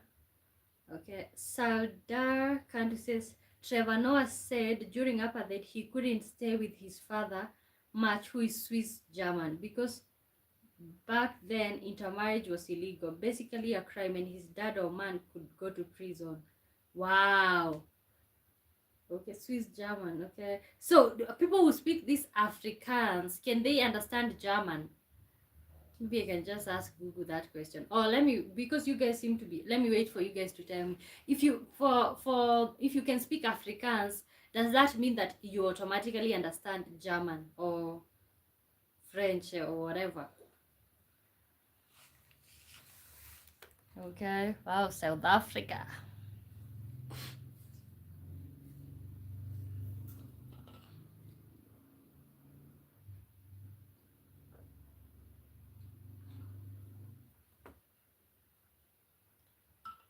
I neither speak Dutch or African, so I cannot answer. Okay. Let me ask Google. So,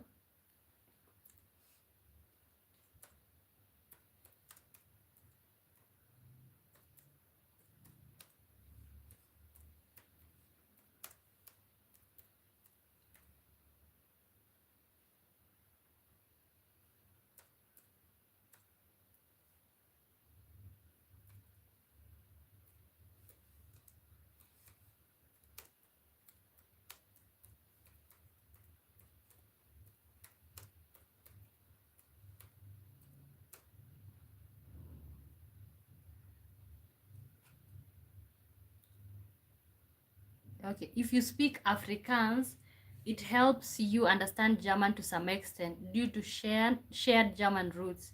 Both languages share vocabulary and grammar structures, making it easier for African speakers to recognize and memorize German words. However, the grammatical differences between Afrikaans and German are significant.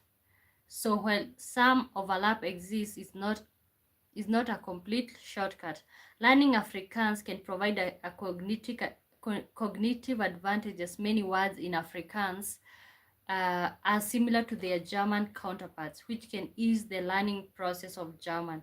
In summary, while speaking Afrikaans can facilitate learning German, it is not guaranteed shortcut due to the differences in grammar and vocabulary. Okay, wow, good to hear, good to know. Yeah, when I say like I learned things from you guys, that's exactly what I mean. Exactly what I mean. Okay? Wow, wow, wow, wow, wow, wow. Yeah, I have always known that South Africa is different from other African countries.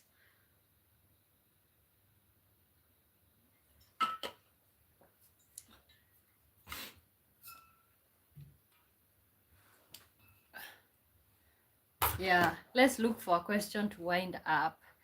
Uh,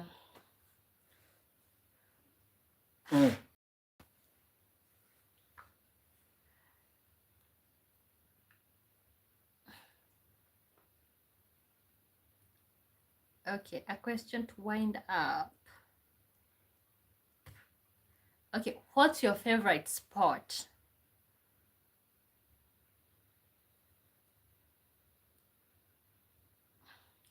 What's your favorite sport? And options: badminton, boxing, golf, cycling, uh, taekwondo, hockey, soccer, cricket, rowing. I realize most of these sports we don't even know about. Okay, what's your favorite sport? Okay, and guys, welcome to the live stream. Let me know where you're watching me from. We're just winding up here. Thank you so much for tuning in, everybody. And make sure, guys, when we are done with the live stream, you can leave a comment on the live stream. It really helps the live stream.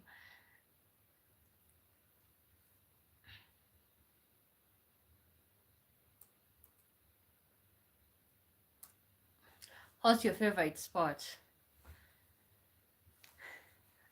Thinking about rowing. Okay, let me see. Badminton. Hey. maybe watching. For me, it's not playing, watching, because I am not good at games. Golf, I have never done golfing. Maybe it's for the rich people. You know, golfing is associated with a type of class. You know, if you're a golfer, you have some type of class. Badminton, boxing, but okay. Cycling. Okay, cycling. Honestly, I don't know how to cycle.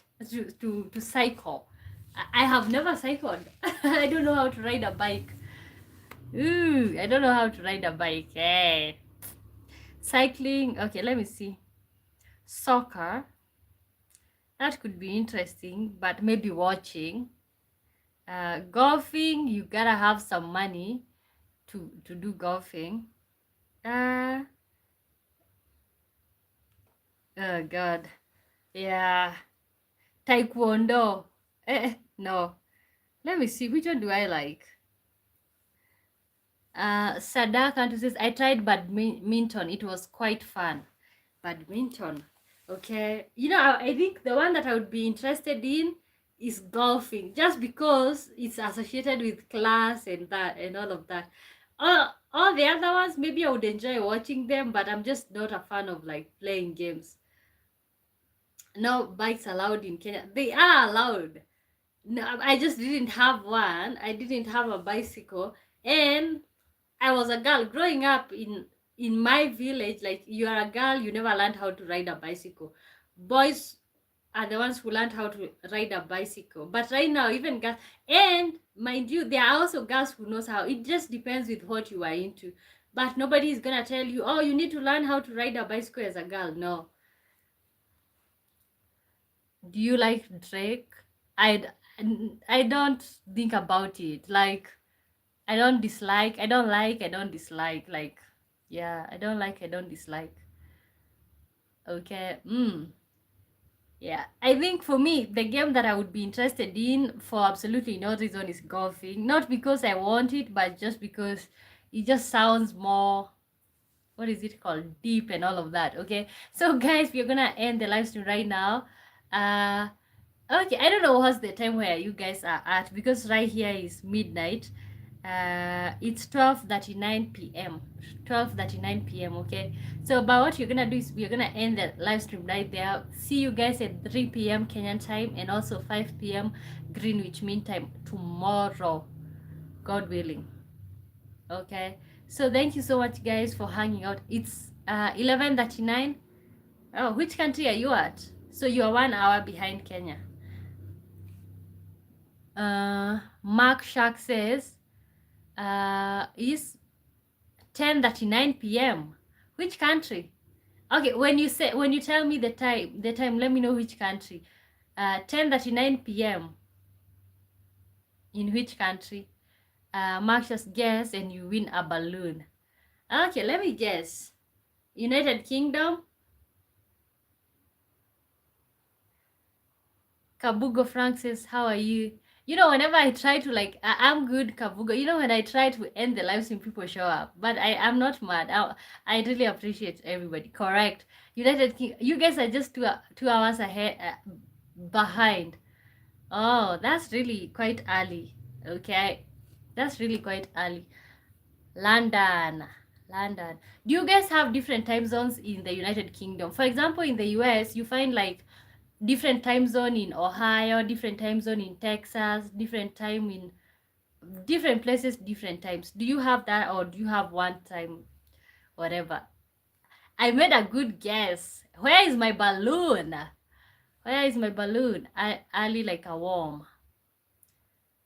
Early like a worm.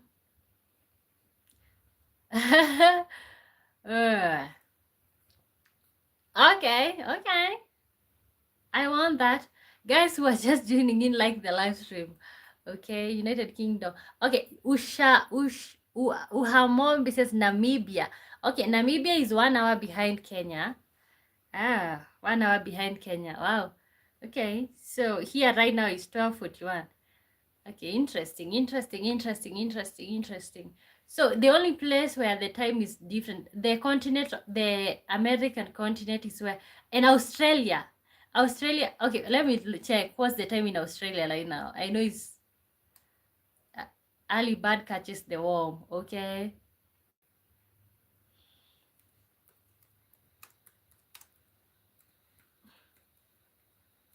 I think African time zone is almost same with most of the European countries. Uh, everything in us is upside down. Okay. See, but see, like the continent, the American continent, I don't care if it's Brazil, Mexico, they have a different time zone than African countries. So right now in Australia is 7:42 a.m. Can you imagine? People in Australia are just waking up right now. Okay. In the US is afternoon. Wow, interesting. It's 4:12 in Cork. Okay. Wow, wow, wow, wow, wow, wow. 7:42. Time on Mars. Time on Mars. Okay, I don't know if there's time in Mars. Is that being by guys? Time is man-made, isn't it? Time is man-made, like, which means maybe on Mars there's no time because it's not man-made. Okay, but also when we talk about time being man-made, why is it that like it's so accurate? When it's daytime, the time shows it's daytime. When it's nighttime, the time shows it's nighttime. Ugh, no, that's just overthinking. When you think about time being man-made. Odua says hi. Hi to you, good to see you. Welcome to the live stream. How are you doing?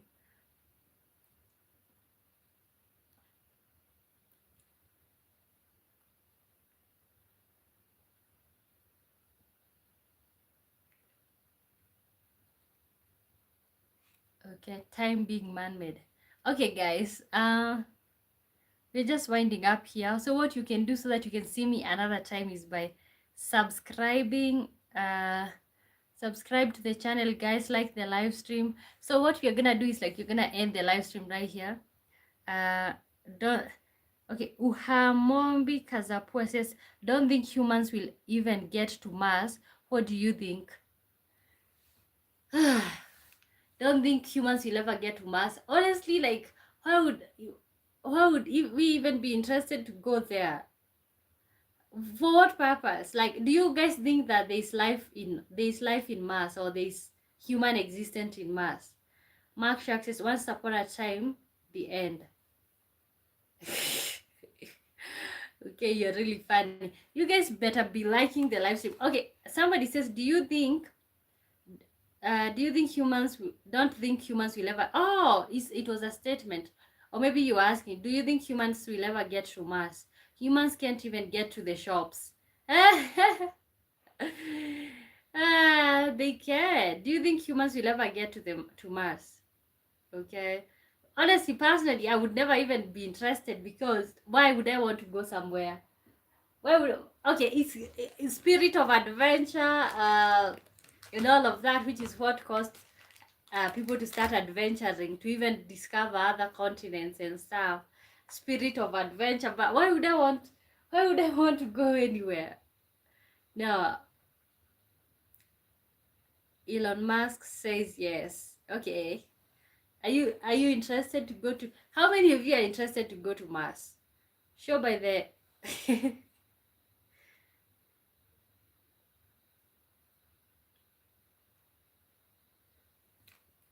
Elon says yes. Okay, that's what we call dreaming, because personally I just am not interested. Not interested. You know, that's the difference between rich people and poor people. Like, the mindset. Because for me, I'm like, why would I want to go anywhere? Like, I feel like I'm already okay here. No, the moon's closer. Okay, how about the sun?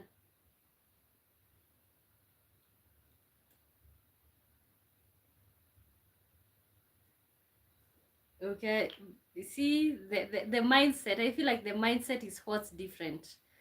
Yeah, if people want to go and conquer other planets, I'm just not interested.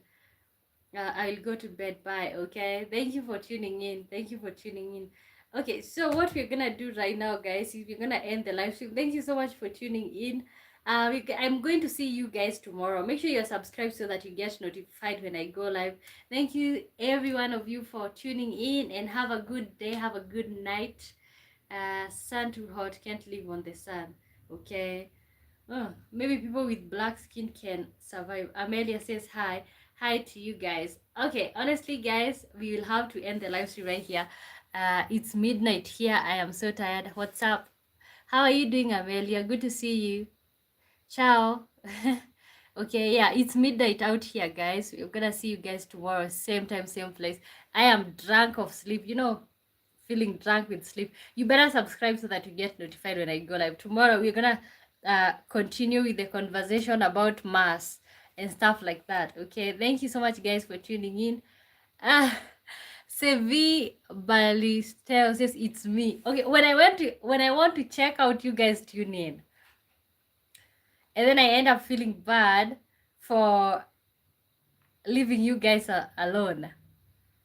Don't go. Okay. Then ask me questions because I'm feeling sleepy.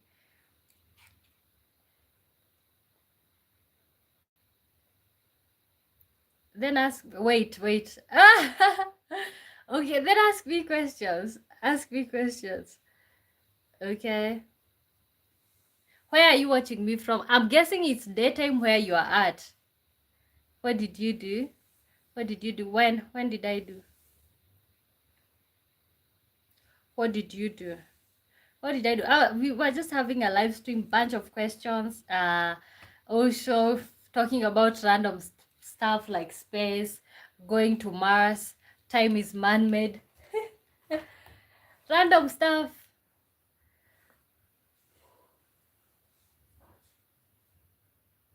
You got a job? Don't think that matters. Yes, I got a job. Okay, are you guys watching the game between? Okay, is it done? Is the game between England and Ghana done? Who won? What do you think about string theory? I have no ideas about string theory. Okay, I will end the live stream. What do you think about string? I have no idea about string theory, my guys. No idea about string theories. Okay, sometimes you gotta yeah, keep them hungry. Okay, keep them hungry, right? Okay, bye. Okay, guys, see you guys tomorrow, same time. Not same time. I'm going live twice, like 3 p.m. Kenyan time, and then 5 p.m. Greenwich Mean Time, which is 8 p.m. Kenyan time. Football sends me to sleep. Okay, I low-key said that I said today on my other live stream, I said that football is overrated.